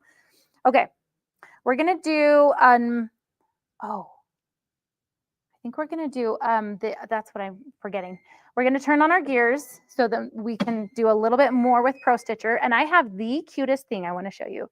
Under File and Design, we're going to open a new design. This one is, where did it go? Sunshiny Days, August 2021 Sunshiny Days. This is from ProStitcher Patterns as well. And I thought these were the most adorable things ever. So some of these are an edge-to-edge design. Some of them are like border designs. Flip-flops are the blocks. Like there's so many cool things in here that you can do. There's sunglasses as an edge-to-edge. So there's tons of really, really cute designs. But I want to do one of these sunshine blocks right in the middle of the sunshine. I want to do the one with the glasses. And it's going to show up really well because we have this nice pink thread. So I pulled up the design just so that I have it where I need it to be. And I'm going to come and I'm going to do an area around my, oh, let's get this where you can see it, around my sunshine, my star block in the middle. Let me actually clear this one. So I'm going to select the one that I marked and I'm going to go to edit and I'm going to hit cut. So that cuts the one that I did, but it leaves this sunshine here for me, right? So I'm moving my machine to a start point on my star block. I'm just going into a corner. It doesn't matter where you start. I'm going to go to my area and then we're going to start doing the multi-point, but I'm going to use my hand on the handlebar instead of the screen this time. So, and you can see moving to each point as we go. Now I already know I'm not going to be fitting this sun to skew to this border because I want us to know that it's a sun, but I want to have the full block represented so I can fit it where I want it to be. Oh, there we go. Hey, thanks. So I'll move this little sun over here too so he can watch us while we're doing this. Okay, so I'm just moving my machine head around the block, doing little points as I go. You can do as many points as you want. So if you have a block that's more curvy, you can do tons of points, you know, like a circle. You can do as many points as you want to make that a really nice smooth circle. Okay, perfect. So that is a representation, the area is a representation of the star block that we have. So I'm going to move this sun in here. Wait, I'm going to go back. I want to show you. The sun is over here and I want to move it there and I want it to be centered, right? So we go modify, reposition, align. And then on the right-hand side, I can hit the center button again and it pops it right in where it is. It actually looks like it's going to fit pretty good if I don't care that it goes outside of the area, but I think we'll shrink it just a little bit. So resize, and I'm going to do the height this time, but I still have my lock aspect on so that the width and the height are the same, right? And I'm just going to nudge it down. The cool thing about this is it's keeping it right in the center because I told it to align before I started tweaking this design. Perfect. Nice and little. We're going to have a cute little sunshine here in the middle. So I am going to baseline it. And then we hit ProStitcher, Quilt, and Run. So ProStitcher really has been a game changer for me. I've talked a little bit about how I do a lot of quilting for other people. And I was doing quilting for other people before I had ProStitcher. When I finally decided to upgrade to ProStitcher, my business tripled. And it's just because I could get through quilts that much faster. And I could be a lot more precise in the quilting that I did. Now, don't get me wrong. I have done a lot of hand-guided quilting, and I am very good at it. And so I still do a lot of custom quilting for people. But ProStitcher really does help me get through customer quilts a lot faster. So if there's anyone who's kind of on the fence, like, you know, is ProStitcher really worth it? For me, it was worth it. It tripled my business. Not even kidding. Like within the first 6 months, it tripled my business. So that's something to consider when you're looking at ProStitcher. And then you can always do lots of little fun things. I have a customer that brought me a quilt and she wanted all of her kids' names on the quilt. So that was really fun. I did that with ProStitcher. ProStitcher is one of my very, very favorite things. Okay. Again, force of habit, do my little tie off, swing away. I love this pink on the yellow. It makes me think pink lemonade. Yeah, that's really fun. Okay. Now, awesome. I think I actually am going to slide this up just a smidge so I can baste along the bottom edge. There we go. I do like to try to have projects that fit within my throat space when I'm doing something small. That doesn't mean I have to, right? But I do like to be able to see the area I'm working on, especially if I'm doing cutesy little designs, because I can kind of eyeball it more. You can probably tell by now that I really like eyeballing to get my projects done. I definitely do. There is a time and a place for measuring for sure and for being exact. It just kind of depends on the quilter. So I am going to show you, if you can see my screen or my hand down here. I'm going to show you kind of how I do my basting along the bottom edge. You can see I have a little bit of these ripples here. Now this is not bad, but when you have a quilt that has a ton of ripples on the bottom, that's a lot of extra fullness. We call it fullness in the fabric. And it can be a little bit hard to work that fullness in. So I've learned that as I baste, I actually put a little bit of pressure behind the needle. So if I have a lot of fullness right here, you can see that as I push behind the needle, it actually helps this fabric lay down in front of the needle. We've got a question. Bring it on. Okay. You are done on an finished quilt and taking it off the frame. You cut off the finished quilt so it's ready for binding while it is on the frame. So if you're trying to bind. So is this person asking about binding on the frame? So if you're binding on the frame, I don't cut it off until I have the binding put on all the way on one side. Then I cut everything off. If I'm just taking the quilt off to bind it on a regular domestic machine, I take it off the frame and then trim it all. I like to trim it on a big surface so that I can have a nice straight, I use a big straight ruler to trim off the excess. If you are going to do binding on the long arm, you definitely should get a square foot. They are really good for helping you keep a 1/4 inch seam as you're adding on the binding. Hey, that's what you could get with your $50 gift card. That's totally what you should get, the square foot. Well, that's like 5 things now. See, I tell you, I'm going to need like 5 Handy Quilter gift cards. Okay, so what I'm doing now, I'm just moving up to kind of check my throat space. Now, I have worked with ProStitcher for many, many years. And so there is a tool that you can use on ProStitcher that I forget about. So I'm going to show it to you now so that, because I just said I'm checking my throat space to make sure this fits. So let me show you about area, and it's called workspace. Oh, no, sorry, quilting space. We have this with all of our Moxies on like all of the ProStitcher Lite. We have it on all of the ProStitchers, but if you're using a Moxie, some of you are probably saying, hey, where is her work area? Where's her quilting space? When you're using an Amara, you don't have to use your quilting space. If you're using a Moxie, you have to have the quilting space or the machine won't quilt. So that's it, clearing up any confusion there. So to set my quilting space, I'm going to move my machine head to the top left as far as it will go. And then on my ProStitcher screen, under the area tab, there's a button that says quilting space right at the top. I select quilting space and it adds a point. Let me hit this home button so you can see. Way over here, it adds this little kind of black colored point. So now I'll move my machine all the way down to the bottom right, way down here, off of my project all the way as far right as I can.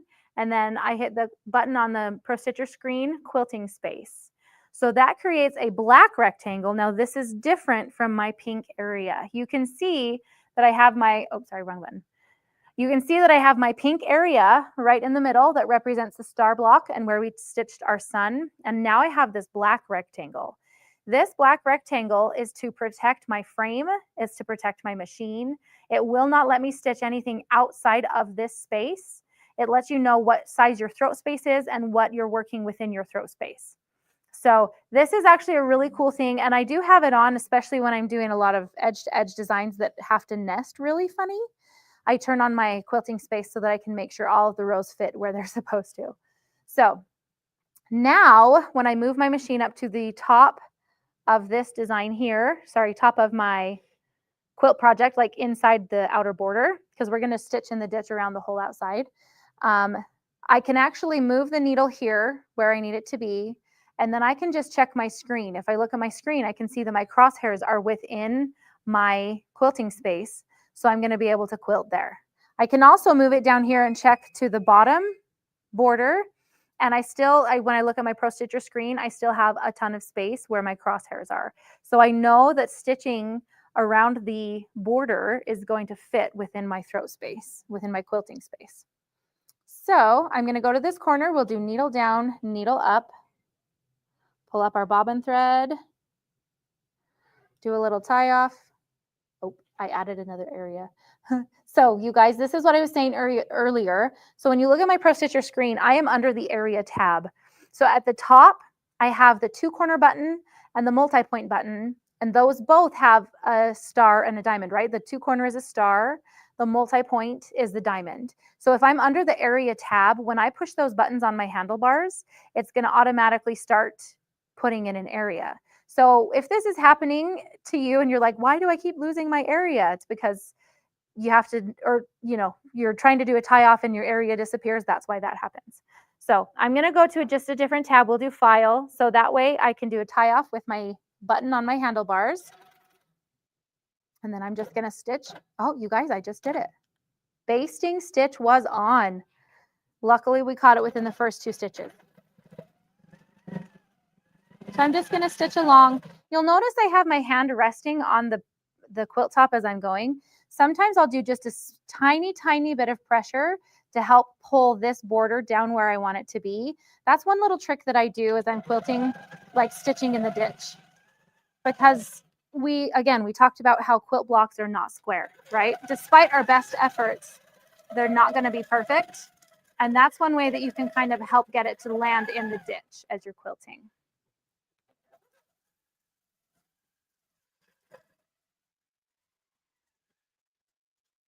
Okay. There is I wasn't paying attention. There is an option when you're quilting for you to do, to end with the needle down. So when I push the stop button on my handlebar, my needle stays up. But if I go to my machine console, can you see this machine console on my screen? Does it show up? Perfect. Okay, good. So this machine console, this tells you all of the settings on the machine. So I can be in regulated mode, manual mode. I have cruise and precision. This on the right-hand side here helps me advance the flywheel if I need to on my screen. I can adjust my lighting. This is where I do all of my settings. So on this screen, there is a button here that I can push, and it means that when I'm done stitching, my needle will stay down. I only ever use this setting when I'm doing a lot of free motion quilting because I don't want to have my needle down when I'm doing a lot of ProStitcher, because I'll move my machine away. You've probably noticed I move my machine a lot to swing away to pull up the bobbin thread.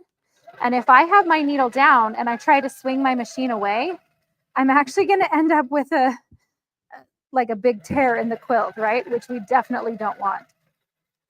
So, and I am moving right to left on the machine. The machine's handling it just fine, but I do like to make sure that I'm going slower right to left.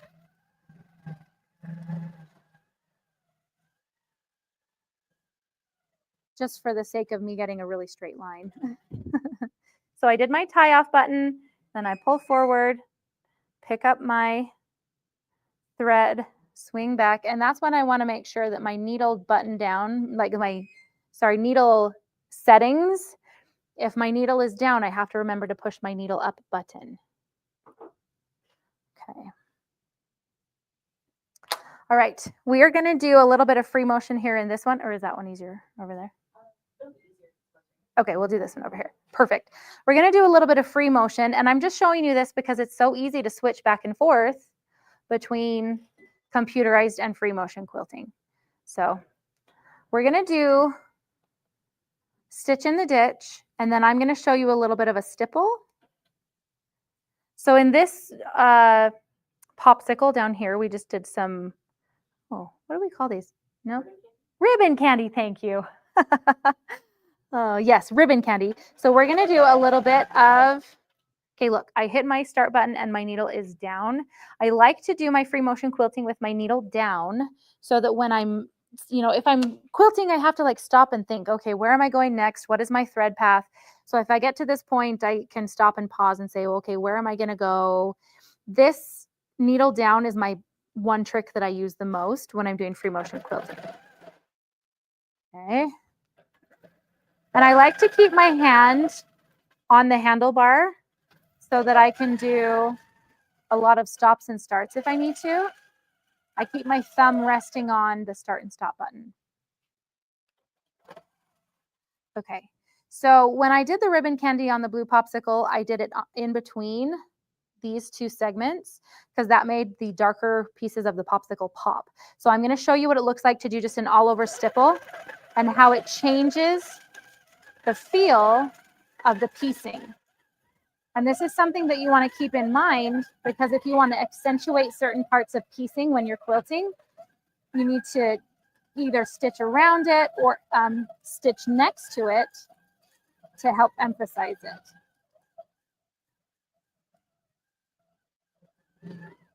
The best way to learn how to do a stipple is to get a polka dot fabric and just try to swing around each of the individual polka dots. Perfect. Okay. Swing away. Needle down, needle up. Okay, perfect. Okay. Yeah, question. What is the difference between ProStitcher Light and ProStitcher Premium? Okay, someone is asking, what is the difference between ProStitcher Light and ProStitcher Premium? The biggest difference is the machines that they can run. So ProStitcher Light is only for our lighter machines. They have a smaller carriage. So this Amara 20 it's my favorite machine. It's what I stitch on at home all the time. This runs with ProStitcher. It only runs with ProStitcher, not ProStitcher Light. There is only one machine that we have that can run both, and that's actually not being made anymore. It's one of our really old machines that people have like retrofitted with ProStitcher. So the real answer is you have to have the ProStitcher that fits your machine. So there is a price point to it as well. ProStitcher Light is a little bit cheaper, but not because we're trying to save you money. It just is like it runs a lighter machine. So it does come with, I want to say 400 designs. And there are a few of the buttons and design elements that don't work in ProStitcher Light, but you can still run it. You can run a business with ProStitcher Light. You can do all your edge-to-edge designs. You can do all of this tweaking that we're doing. You should be able to do most of that. So ProStitcher Light is for the lighter machines on a lighter carriage. So that was a good question. Okay. Let's do one more design here, and then we might have to switch. We're going to get ready for our very final project. Can you guys believe it's been this long? The whole day, and it feels like it's just been like a half hour.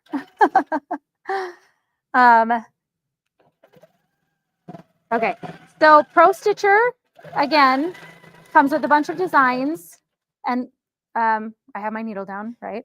Paying attention. Comes with a bunch of different designs, but it's crazy flexible and versatile. So you can take your designs, you can tweak them, you can rotate them. Oh, you know what? I want to show you something. We're going to do that. Okay. Let me finish this. And then I'm going to show you one of the cool things that ProStitcher can do. Okay. All right, swing away. We're going to pick up. When I do the tie off, it leaves my needle in the up position, which helps when I'm doing a lot of free motion quilting. Okay, I'm going to turn my gears back on so I can show you guys this. Now, when I turn my gears back on, you're going to look at my ProStitcher screen.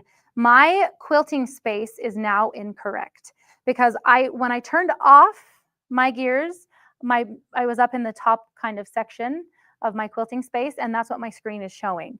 So when you turn your gears off and turn them back on, you do need to reset your quilting space. So I'm going to go to area and clear my quilting space, and we're going to set it up again. So all the way to the top left with my machine head, and I'll hit the quilting space button. I'll move forward. Down to the bottom right, I'm going to go all the way off my project. So I'm over nothing. And my machine is not quilting anything. And I hit the quilting space button again. And that has created my quilting space in relation with my project after turning my gears back on. So that's just something you have to keep in mind as you're quilting, that when you turn things off and on, sometimes you have to reset where you are. Okay, we are going to take this popsicle right here. And I'm going to do, oh, let me clear my area too. Clear. Yep. Oh, this one right there. There. Edit, cut. Okay.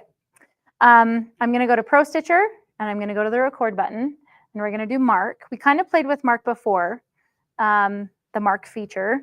So I'm going to line my machine up with the edge of the popsicle, and I'm just going to start marking. But I'm going to include the little popsicle sticks on this one. And when you're doing this, we've tried to make this software really accessible for a lot of different people. And so if you have a hard time, if you're hard of hearing, there's actually a way for you to use this feature, use ProStitcher. We have a bell that dings when you're pushing buttons, but we also have words on the screen. The words fall as in the top right of the screen. The words are kind of falling to let you know that that was the button you selected. So I'm done. I did come back to connect with my endpoint in the same place as my start point. You can see my cute little popsicle there on my screen. Oh, we gotta get, hold on. There we go. This button down here shows you your entire quilting space. And so it's gonna like pull everything up so you can see where you're working, right? I'm gonna let it stitch this out. I'm gonna hit baseline and then ProStitcher, my quilt button, and run.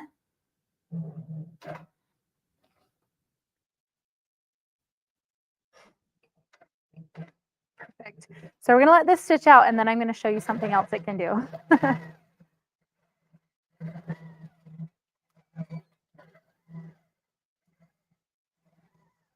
So I could have included the inside of the popsicle as I was marking this. It's not, it's just kind of a design choice, right? You can choose where you're gonna mark. And that's the wonderful thing about ProStitcher. You can tell it where you want it to mark, where you want it to quilt, right? Okay. Oh yeah, force of habit, tie off the quilt or tie off the stitch path. Swing away, pull up your bobbin thread. Okay, now I'm gonna create an area right here. Area. Let's do 2 corner and then we'll come up right here. Okay, I've created this cute little area by this popsicle. Now I'm going to take my design. I'm going to go to modify and my align button and I'm going to hit center. So it moves the design into the center of the area I created. But I want to rotate this design so it stands straight up. And now I'm going to shrink it down, resize. Let's take it down to like 4 inches. Perfect. Look, I have a teeny tiny popsicle. It's going to be so cute. Watch this. Okay, I'm going to hit baseline, and then I'm going to tell ProStitcher to stitch it out. Okay, at this time, we'll do a Christina swoop. Hold on to it. Hold on to your thread. Swoop underneath the foot. There we go. And hit resume.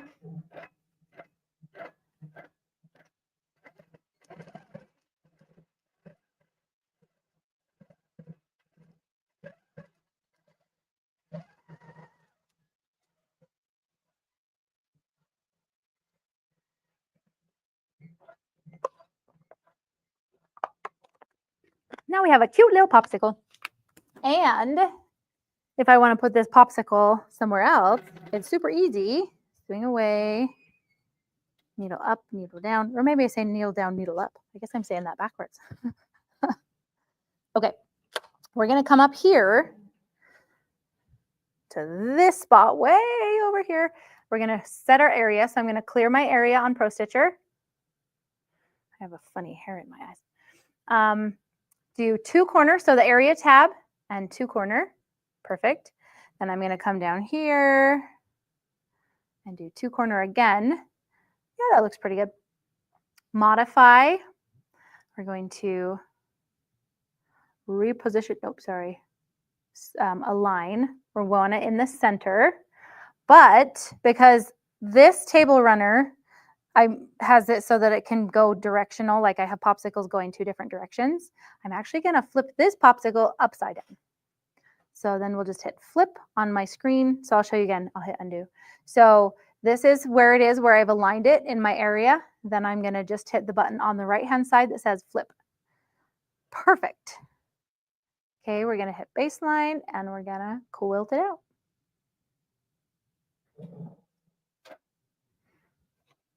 Okay, pull up the bobbin thread. Perfect.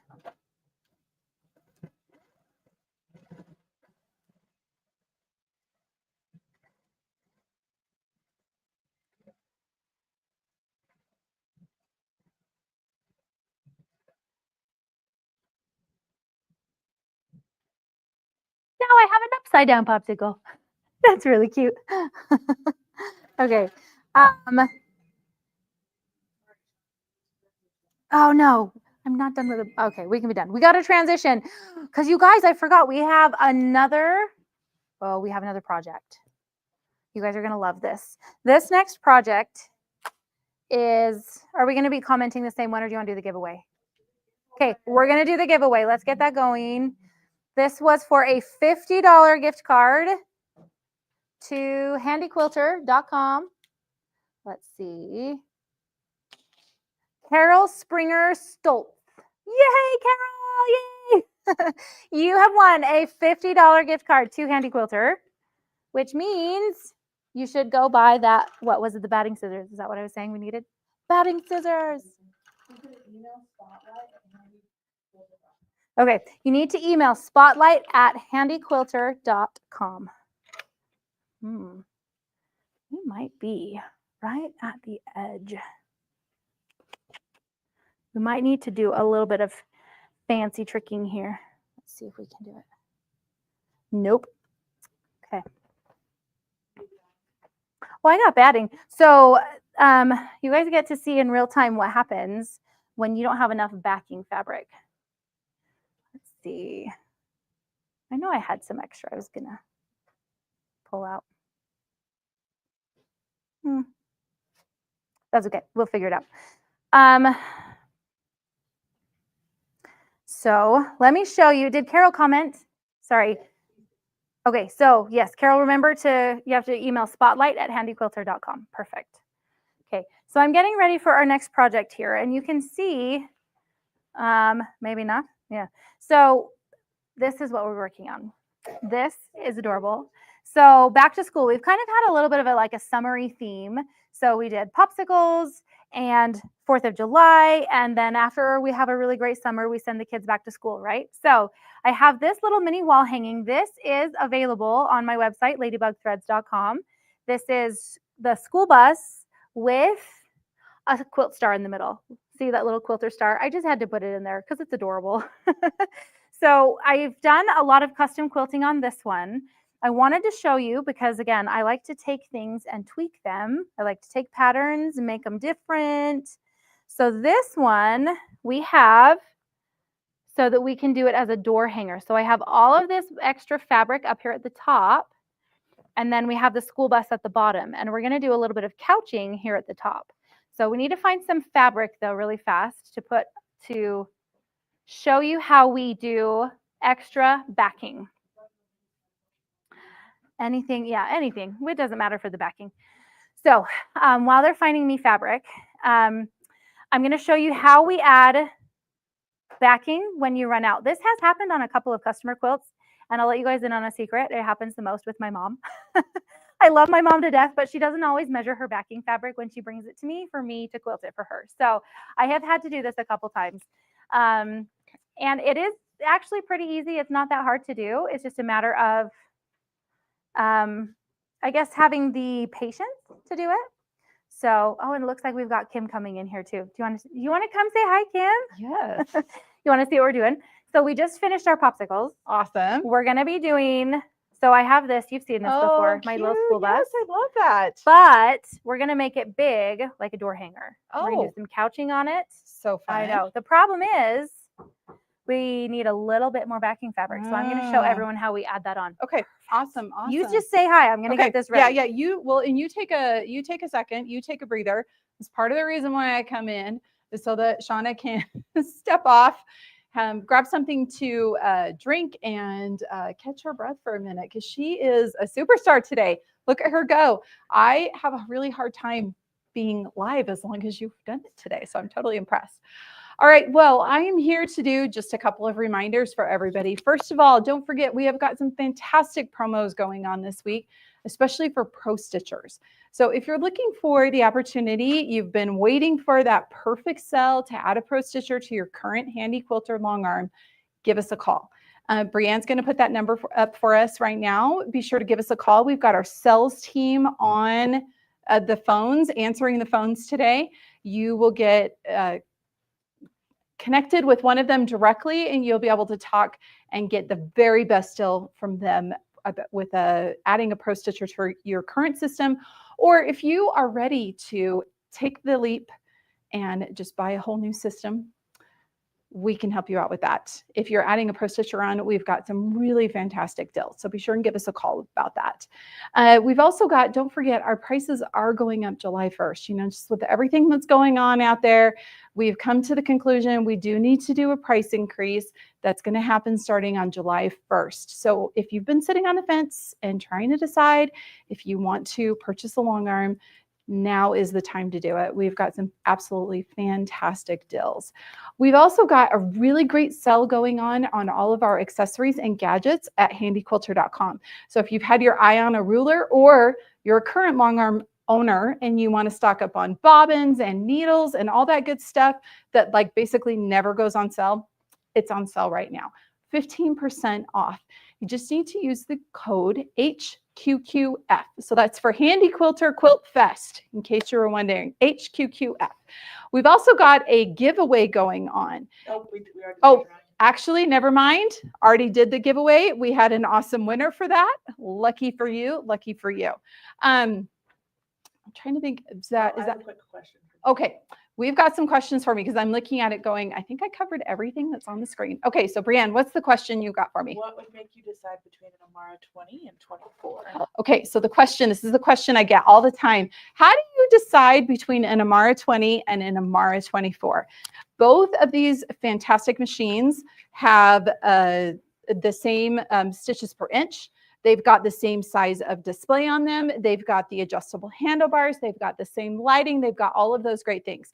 The biggest difference between the two machines, there's two. Number one, with the 24, you get an extra 4 inches of throat space. So that means that you can quilt bigger designs in one pass. So if you want to be more efficient with your quilting, that is definitely a reason to do it. The other big difference between the two is the frame that they come with. So an Amara 20 comes with the Studio 3 frame, which I'm standing in front of right now. It's available in either a 10 or a 12-foot length. Remember, with the 10-foot length, you can still do those wide backs. So those lovely wide backs that us as quilters love to buy so that we don't have to put any seams in our backing. You can absolutely load those on a 10-foot frame and do all the way from edge to edge. You'll be just fine with that.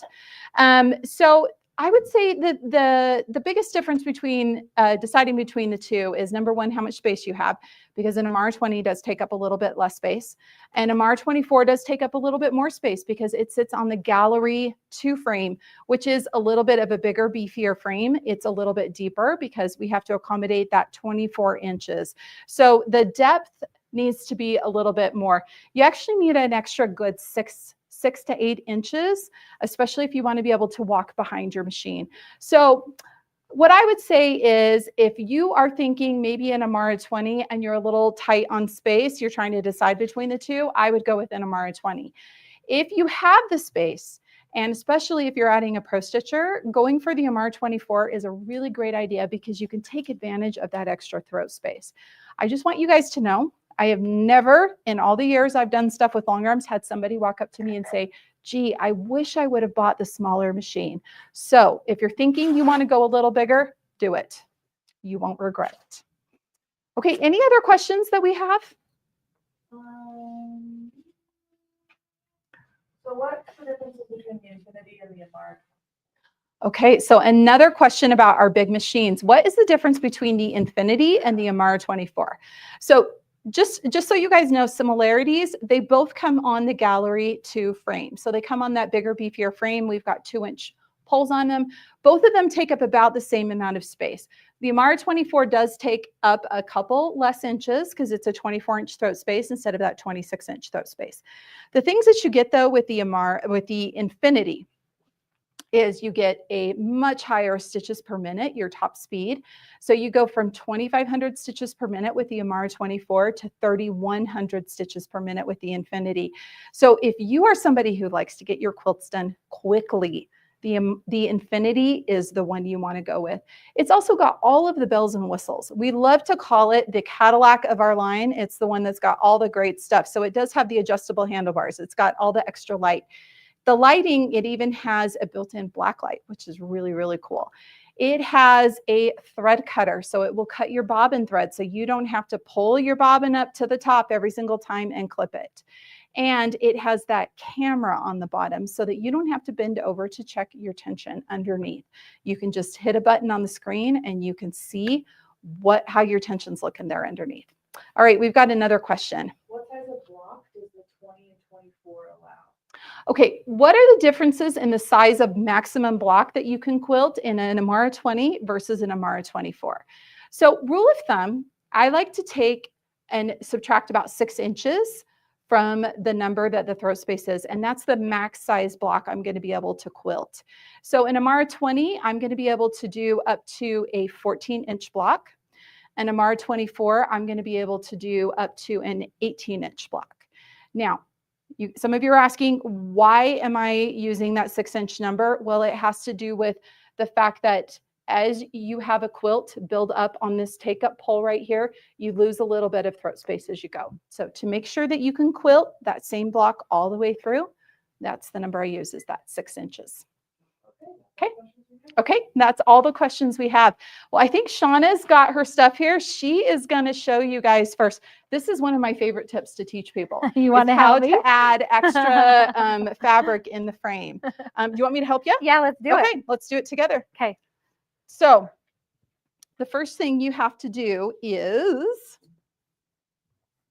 have you taught this one before? Oh, it's been a hot minute, but I do Okay. it at home. Have I told you about my mom? We love her to You're- death, but she always gives me backings that are too small. And you don't measure them before you load them, right? Well, no, Just because I'm me. like, oh, my mom knows how to quilt. She knows how to quilt. She'll get it right. You're like, she'll get it right this Yeah, time. that'd be great. Yep. I Okay. do love my mom. She knows I tease about this, so it's okay. Absolutely, absolutely. Okay, so the thing we're going to do is add fabric here. But what we need to do is have it so that are you going to be quilting only on this fabric? Or No, we can do both. you So, want yeah, to we do can both? have a seam in it. We're fine either way. Yeah. You're fine Great doing it point. that way. Okay. Yes. So I have to stop and think for a second of Yes. the right way to do this. So, well, I don't know if that was clear what Kim was asking me. I just jumped in on her there. No, you're So totally what fine. she was asking me is, as we're putting this in, do I need to have the space to put my next project on without being on the backing here? And for this project, it does not matter. So we can just go ahead and do that. Okay. So when I've done this in the past, I climb under the machine to do it. And so, but I don't know if that's the best thing for some of our viewers. Yeah.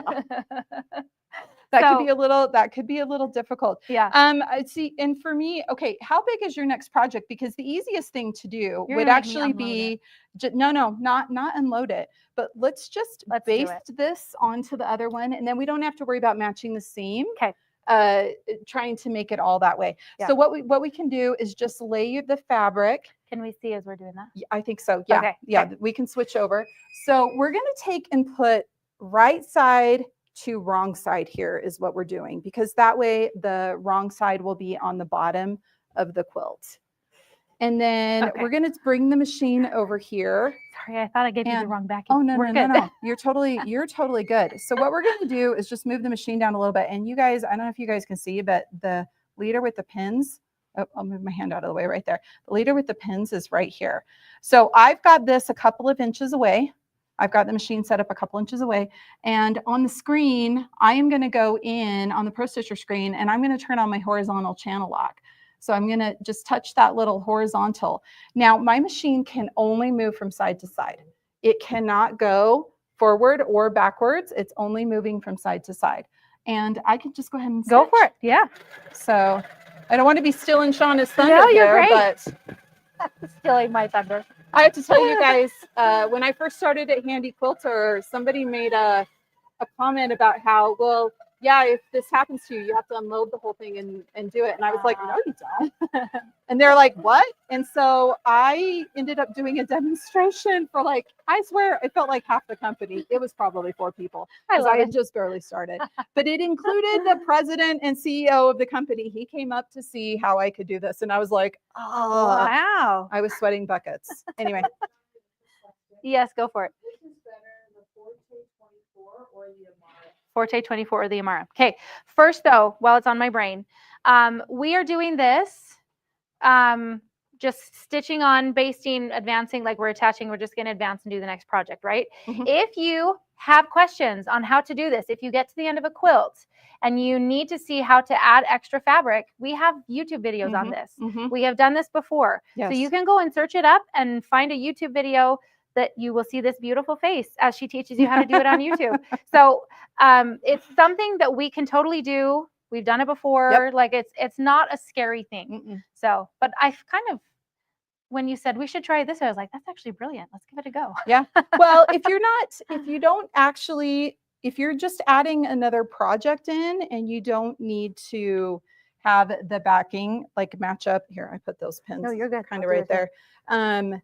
We can just do this and then we can advance it and you can just use this. So basically we're just basting, and we could have just done a basting stitch there too. But yes, Shauna is correct. We did, I did a video that is a handy tip on how to add fabric while it's in the frame, how to add that. And then I think we did it as a watch and learn once too. I think Christina and I did. So you can just go in and search that. Just be sure and put Handy Quilter in there as you're searching it, and the video will pop up. And yeah, you can see how we do it. It's not hard at all. Yep. I mean, you have a big old sewing machine right here. You might as well use it. Might as well use it. I know. I feel the same way. I totally feel the same way. Okay, do we have that all there? I think we're good. So now, Okay, what was my question? Which is better, the Forte Forte 24 or the Amara? 24 or the Amara. So we used to call it the Forte. It's now the Amara 24. Mhm. So you can't really see which is better. No, I was just Which gonna is say, better is having a long arm. That's what's better. It's like trying to decide which I'm gonna say child or quilt Is your your favorite, Yes. right? I know for me, my favorite quilt is always the quilt I'm currently working on, unless I'm doing a really icky commission, which Ugh. actually That normally does doesn't happen. Normally doesn't happen. I love the quilts that I work on. So So There I you will go. say though, when picking between the 24, the 20 and the 24, the only thing that I considered when I was trying to figure out which machine to get was I wanted a good combination between computerized quilting and free motion quilting. So I went with the smaller throat space because it's going to be a little bit easier on my body when I'm doing all that free motion quilting. Absolutely. So that's why I went with the 20. Yeah, I love that. And I am definitely a ProStitcher gal. And so when it came time for me to upgrade, I had an Avante.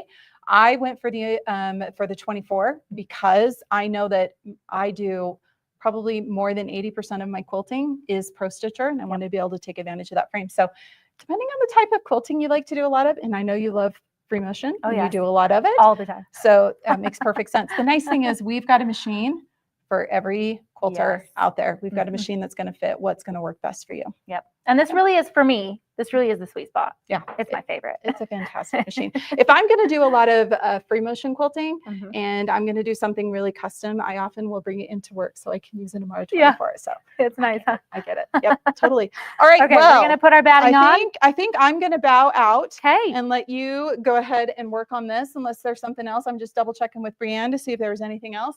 All right. I think we're good to go. Okay. Be sure to join us tomorrow we're starting at 10 a.m. Mountain Time. I am going to be hosting some of my absolute favorite quilters, including Shauna, and we're going to be talking all things long arm business. So if you're at all curious about learning about running a long arm business, even if you know you don't want to run one, but you're just curious about it, be sure to tune in. We're going to be having a panel going through all day. And one of the really cool things we're going to be doing is I'm going to be having some of the other quilters that are joining me. They're actually tuning in from their quilting studio. So you'll have an opportunity to see a little bit of their setup, get a feel for how their space that they work in. I don't know about you guys, but I always love to see other people's quilting spaces. I always feel like I get lots of great ideas for things that I could maybe do with mine. Make it a little bit better, a little more efficient. So be sure to join us tomorrow. We're going to be doing stuff from 10 to 12 Mountain Time. We're going to take a nice little lunch break from 12 to 1.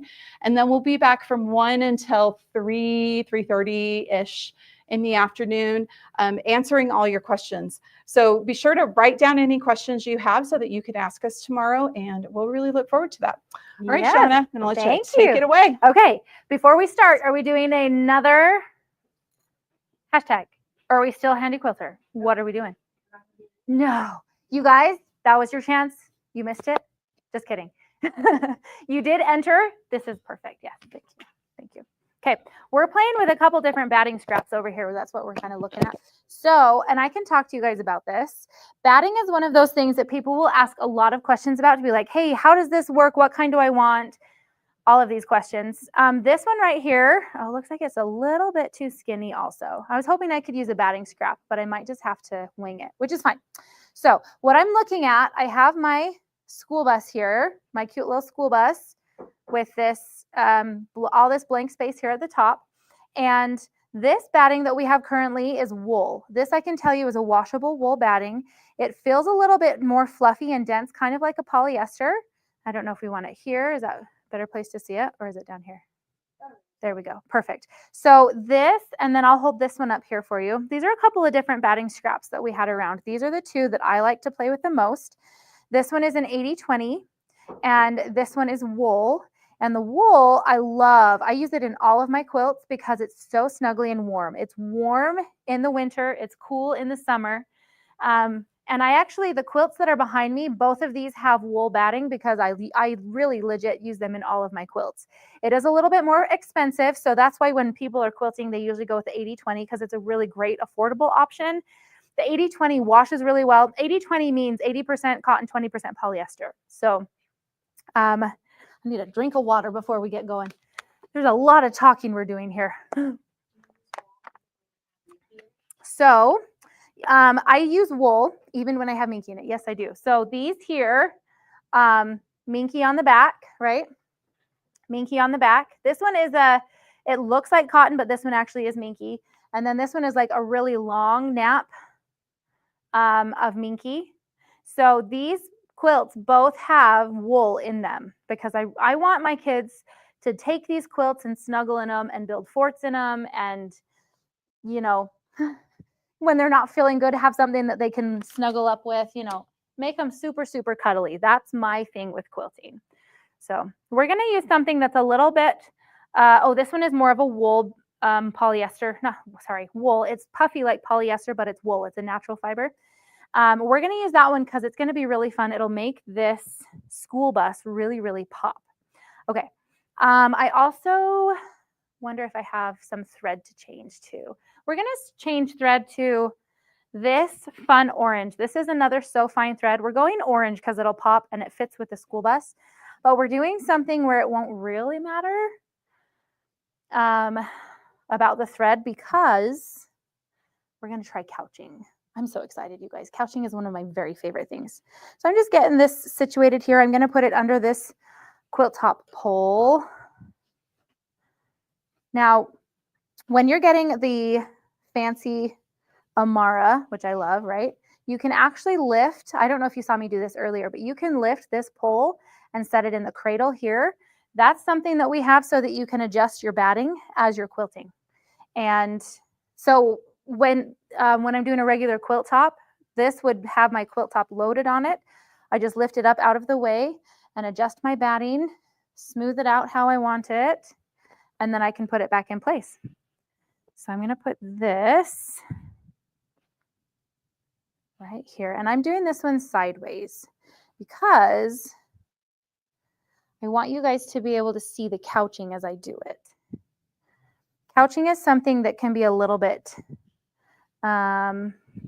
intimidating to start. Whoops. But it's one of my very favorite things to do to add some texture to a quilt. Just another fun design element. So we're going to trade some thread around really fast. Let me just get this moved out of the way. I don't know if you guys know this, but when you're quilting on camera, there's a lot more cords involved. So I got to make sure all my cords are where I need them to be. All right, we'll pop this one off. So this one, just so you know, for the last project we did, it was Magnifico. I don't know if I said that. I just talked about how it was glossier. Okay, good. All right. Okay. I know Kim just told us, but I want to make sure you guys have heard, because I'm sure we have people popping in and out, that we are doing free shipping on machines this week, but you have to call us directly. So there is a phone number that we've been putting up on the screen, showing everyone. You have to call that phone number if you want free shipping on your long arm. So make sure you buy this week because we don't want you guys to miss out. Okay, this orange is going to be really nice because it's really, really close to like that yellowy, bright yellow orange color that school buses have. That'll be really fun.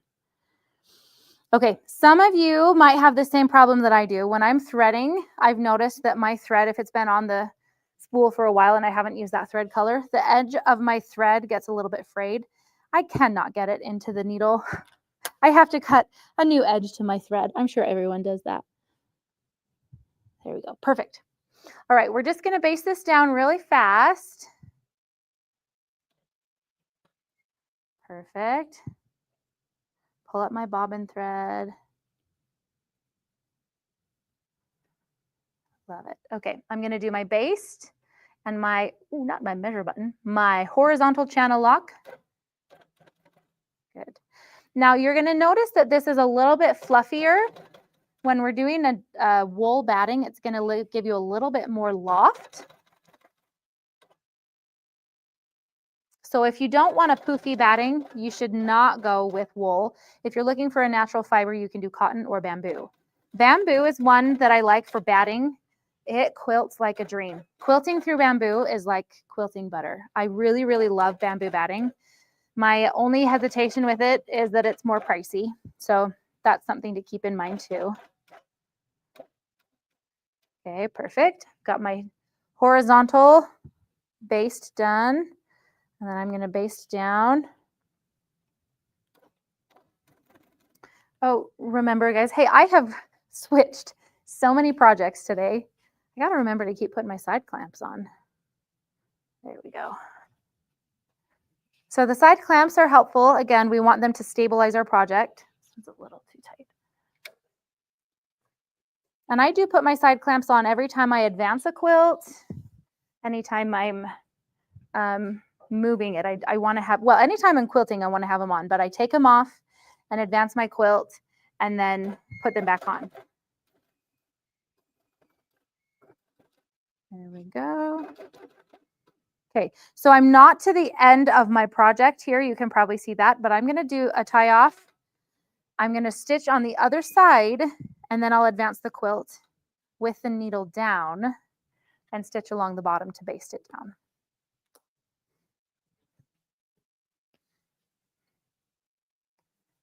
Okay, back to the top left of the project. We'll do needle down, needle up, and swing away.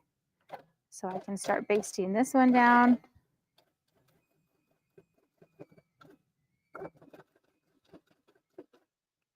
Okay, so I'm going to drop my needle. This is how people do the drag and drop. They will drop their needle into the very edge of the project as they're advancing. Oh, this is where I undo my side clamps. You need to put them on though. We are advancing with the needle down, and you can kind of watch to see that the machine is moving as I'm advancing. So this is something that I do very, very carefully. Make sure there's nothing in the way of the machine as you're advancing so that you don't have anything kind of bump the machine to cause a rip in the quilt. There's a couple of different ways that people will advance their quilts. If I'm doing the needle down method to do it, I make sure that I'm right on the edge of the quilt so that I don't have any issues, or if I do have issues, I'm able to take care of it without having to repair anything in the quilt. Okay, now finish my basting, come along the bottom. And I don't know if you guys can see this, but this white fabric that we have actually has tiny little books on it, because I thought that was perfect for back to school, a school bus with tiny little books.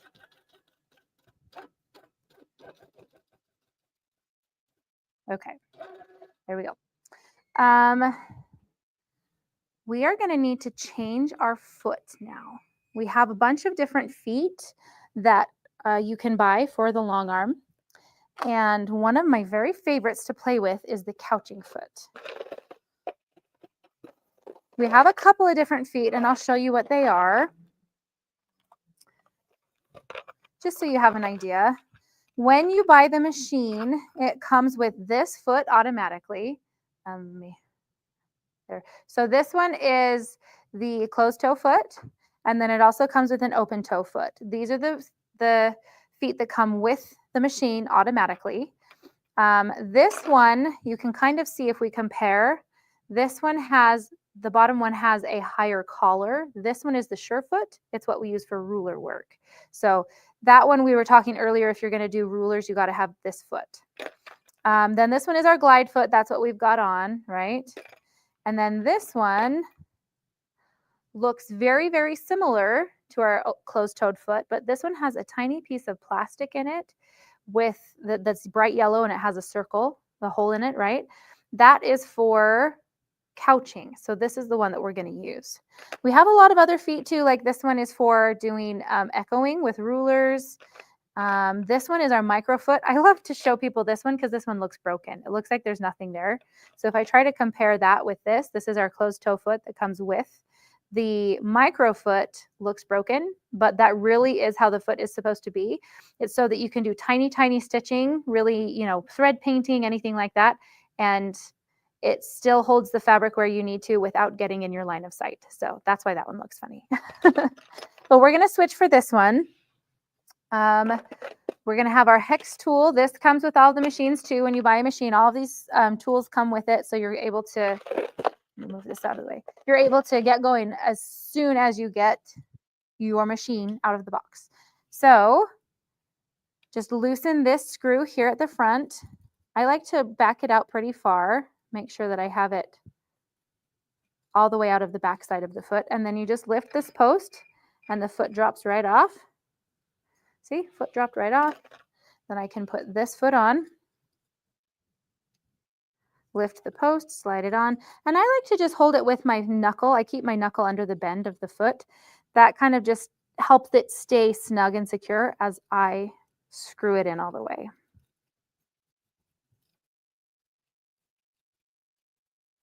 Perfect. As you're tightening it, you don't want to go too tight. You can see I'm doing just a little bit of a like tiny tug to tighten it just a smidge. You want to be able to get the feet off. If you put it on too tight, you're not going to be able to get it off, and then you can't ever change your foot again. No, you could probably get it off, but still, don't go too tight. Okay, I got to put these back where I had them so I'm organized. Perfect. And we're going to do something with yarn. So there's probably some people that don't know what couching is. Because I came into quilting kind of in a roundabout way. I inherited a long arm before I had ever really pieced a quilt top, and so I didn't know what couching was. So the first time I saw couching, I was enamored. It was my new favorite thing, and I almost made it my whole personality. I did an entire quilt with couching, and it was all free motion, of course, because I love free motion quilting. But couching is one of my very, very favorite things. So let me see. I want to get a nice long piece of thread, but I don't want to tie it up more. Oh, I called this thread. You guys, I'm sorry. This is not thread. This is yarn. We got to be specific because we have thread on the machine, but then I'm doing couching with yarn. So we might have to do like a word count of how many times I say thread when I mean yarn. Because I do it a lot. So we'll try really, really hard to make sure that this is yarn, not thread. Okay, there we go. I think we got a good start here. So if I were going to be doing this at home, I would be doing a white thread so that I could do an edge-to-edge design first in this space, and then I would come back and do my couching. But I want to show you the couching and have a little bit of time to play with it before we finish up. So I have a paper that, of course, I put over there. Let me grab it. I know the golden threads. Yes, thank you. So this is paper. It's a little bit see-through. And, oh, that doesn't show up very good. You can kind of see it. I wrote back to school. Let me hold it down here and see if that shows up a little better. Does that show up a little better this way? I did it with a fine line Sharpie, and I just did it with my free motion hands. Now, if this is something that you don't want to do, just free motion with your handwriting, you can totally print this out. This is Golden Threads paper. This is something that we sell on the Handy Quilter website. This is very light, and you can actually, there's a lot of different uses for it. I'm not going to go over all of them right now, but again, if you wanted to search, there's a lot on the Handy Quilter like YouTube channel. You can totally see them all there too. So we're going to use this kind of as a template for putting our couching. So I'm going to move my design or my quilt top. I have it a little bit high because I was basting the bottom edge. So I'm going to just move it down just a smidge. There we go. Perfect. I keep walking away from the camera. Sorry, guys. Just means you get to see the beautiful quilts behind me. Okay. I'm just shoving the batting up out of the way. This is on our idle pole. We want to make sure it's out of the way enough. Okay. We have this back to school paper. It says back to school. And I wanted to write something so that I could eyeball my distance, right? So I'm looking at the school bus here through the paper. I can kind of see it. And I've got my school here in cursive. And then I've got this back right here in block lettering. So I can kind of look and see where I want it to be. If I really want, I can mark the center. I can just fold this paper in half and mark the center this way. This is one of the reasons I love working with this paper, because it's so versatile. So I folded it in half, and then I can line up this fold. I want to line it up with my star right here, the point on my star. Perfect. That's looking really good. So now I'm going to get some pins to hold it in place. Now I'm not going to be stitching over these pins. They're just holding my paper where I want it to be. There we go.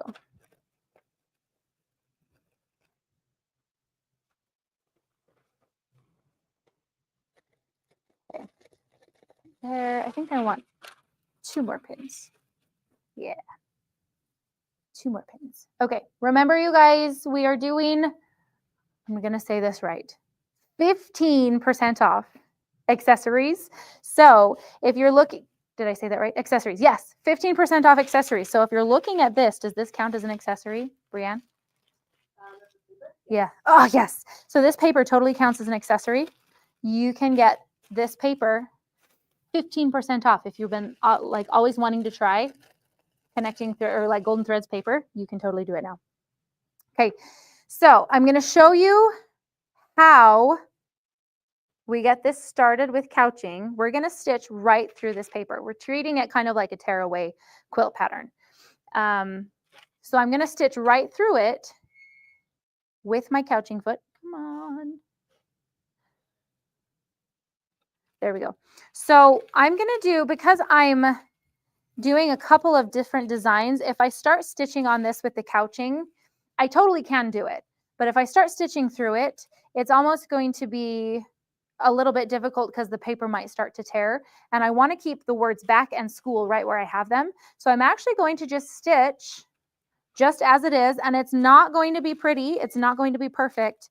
And I'm just doing free motion quilting with my couching foot. You can totally do this. You don't need to switch back to like a free motion foot or anything. Oh, let me turn off my gears. Gears off.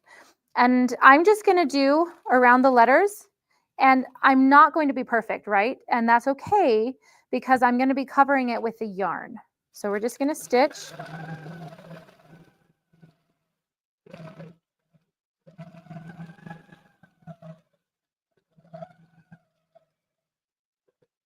Okay, so I have a couple of options here. I can trace back down and move over to the next letter, or I can break my thread and start again.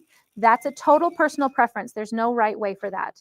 I usually like to trace because breaking my thread and starting again is my least favorite, because I'm like, I already put in all the effort to pull up my bobbin thread and get started. Whoop. Good thing I pinned it in place, huh? So, but I'm going to show you guys how I do it, right? With breaking thread and starting again. We're going to start over here though. So next time when I jump to the C, I really can just stitch a little bit and jump. And then that way, if it really bugs me, I can always go back and unpick it, right? Ready? Perfect. Okay. We're going to come here, stitch the A.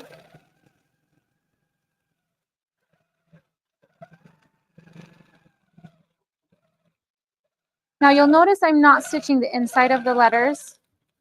I don't really feel the need to because I'm going to come back and be doing that with the couching. So, but I am going to just hop over and finish this letter C. Yeah, I love questions. Yes, I would. That's my personal preference. If you're going to try and do an edge-to-edge design after you've done couching, you're going to bump into the thread. It's going to be really difficult. So.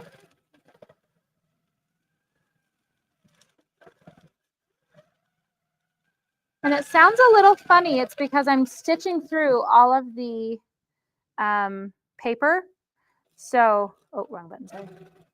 So it sounds a little funny, but that's because you are hearing the needle go through the paper. At least to me, it sounds funny. It probably sounds fine to you guys. Perfect. All right, one more. We're going to do the letter K. And then I did the word school in cursive because it's a little bit more fun to have the words connected that way when you're doing couching. Okay.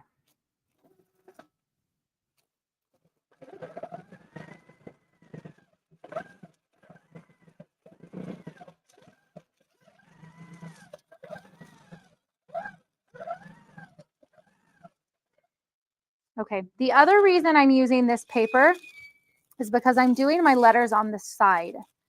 You notice that I laid this door hanger, because this is going to be a door hanger when we're done. I laid it on I did it sideways when I loaded it. And it's because I can get the whole project done in my throat space. That's why I did it that way.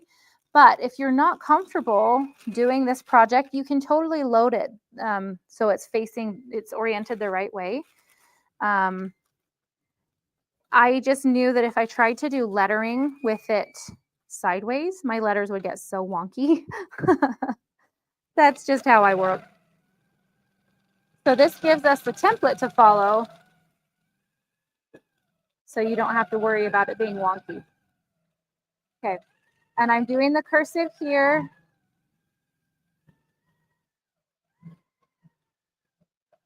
And I'm not following it exactly, and that's okay. We just want to give ourselves a template to follow when we're doing the couching.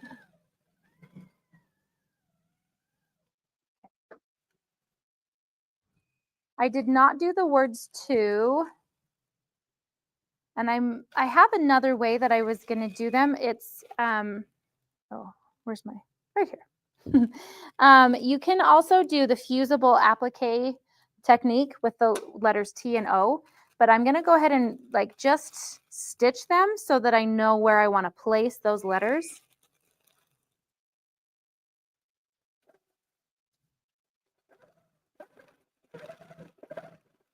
Perfect. And then we'll do the letter O, and then we get to the fun part of tearing the paper. Should put these on my lanyard. I keep putting the scissors down or on the collar. I'm not consistent. Scissors down. I'll have to start telling myself where I put them. Okay.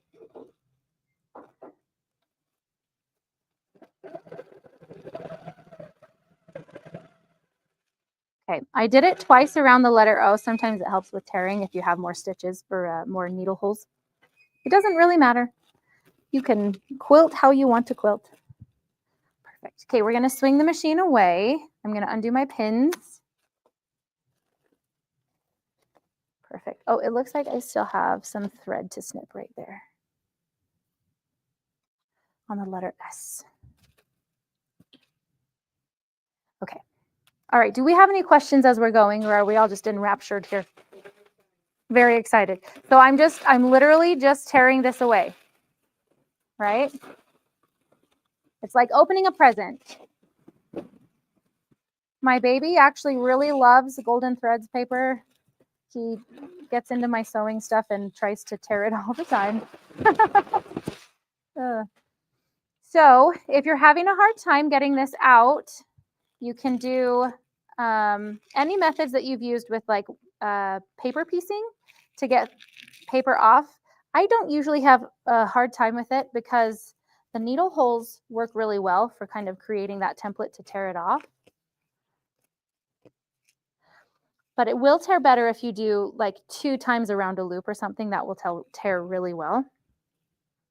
It looks like I'm putting them on the garbage. I promise or putting them on the floor. I have a garbage right here next to me. So this is one of my things that I try to keep a clean quilting space, because if I have to go in and make space to start my next project, I just don't start it. You learn all those tricks to like trick your brain, right? Be like, oh, look, of course you can start another project. You have a clean quilt space. But maybe that's a bad thing, because then I end up with, 10 different projects that aren't finished. I can't be the only one though. Yeah. Okay. So you can kind of see my letters with the bright orangey yellow thread that we did. So this is a great way. If I have to leave the project and come back to it, I can come back and be like, oh, that's right, I'm doing couching. I've got my letters on here already. So when I'm doing projects at home, I always try to get to a good stopping point that I'll be able to pick up and, look at it and remember where I was. Of course, sometimes we have those projects. They're like, oh, wait, I wrote myself a note and it makes no sense. But this, having the bright lettering on here as well, is close enough to finish that you really could hang this up and be like, oh, this is very obviously a back to school door hanger, right? Okay, now to the fun part. We're going to do couching. When you have couching, you want to have a lot of the yarn, not thread, yarn, pulled off to the side. You don't want it wrapped around your ball or your skein.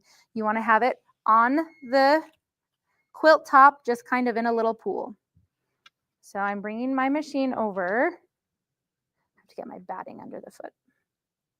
Perfect. Okay, we are going to start on the letter B here. And this is something that I wish I could show a little bit better. So we're going to do this a couple of times. So I hold my yarn and I place it. I'm going to come from the back. You could come from the front. It's just whatever's comfortable. I go between my 2 posts here, between my needle and my foot.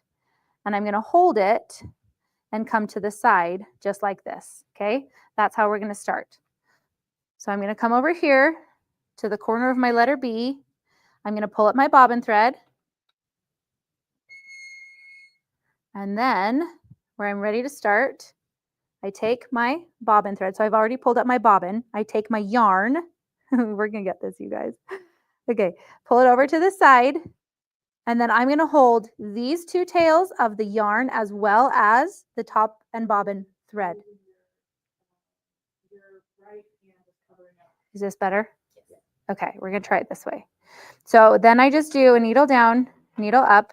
I let go of the yarn and I hold my thread tails and I slide away, and that gets my yarn into my couching foot. So this is now underneath the couching foot.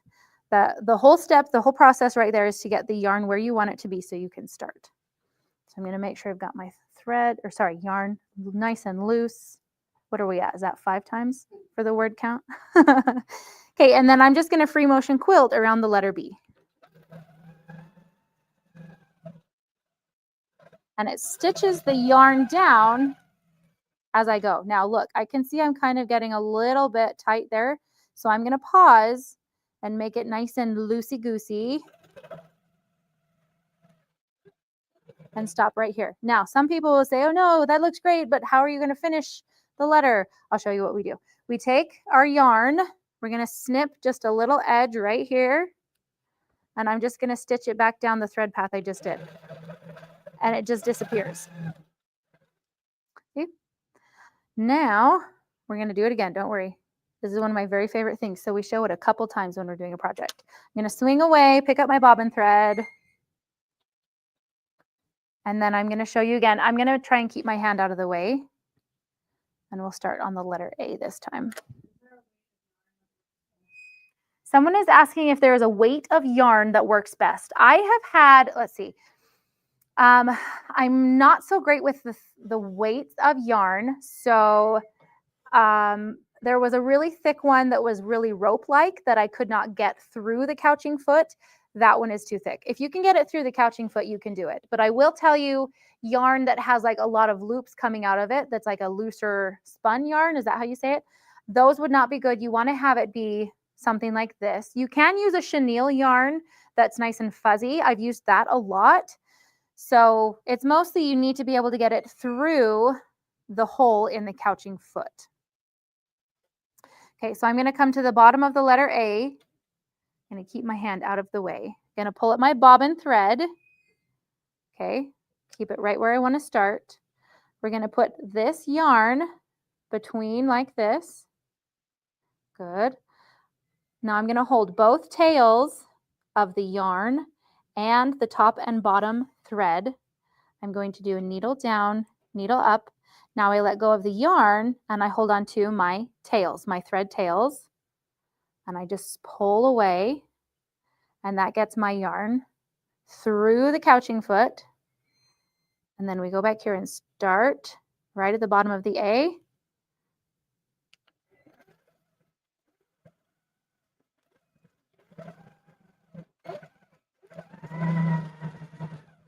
I'm going to stop here and put my needle down so that I can come back and snip these so that when I come back, I can stitch over this and help hold it in place.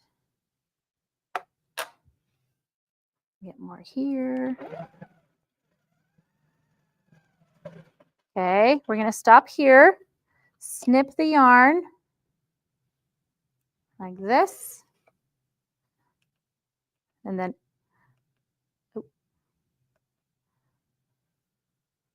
oh, give me a second. We're going to have some clear some stuff here. Okay. Oh. Oh, I get it. Yeah, give me a second. Okay, so I think we need to take a second and talk about some of the other couching feet, or sorry, the other feet, because someone was asking about the size of this yarn. So let me show you really fast. I think I've got it in here. Yes.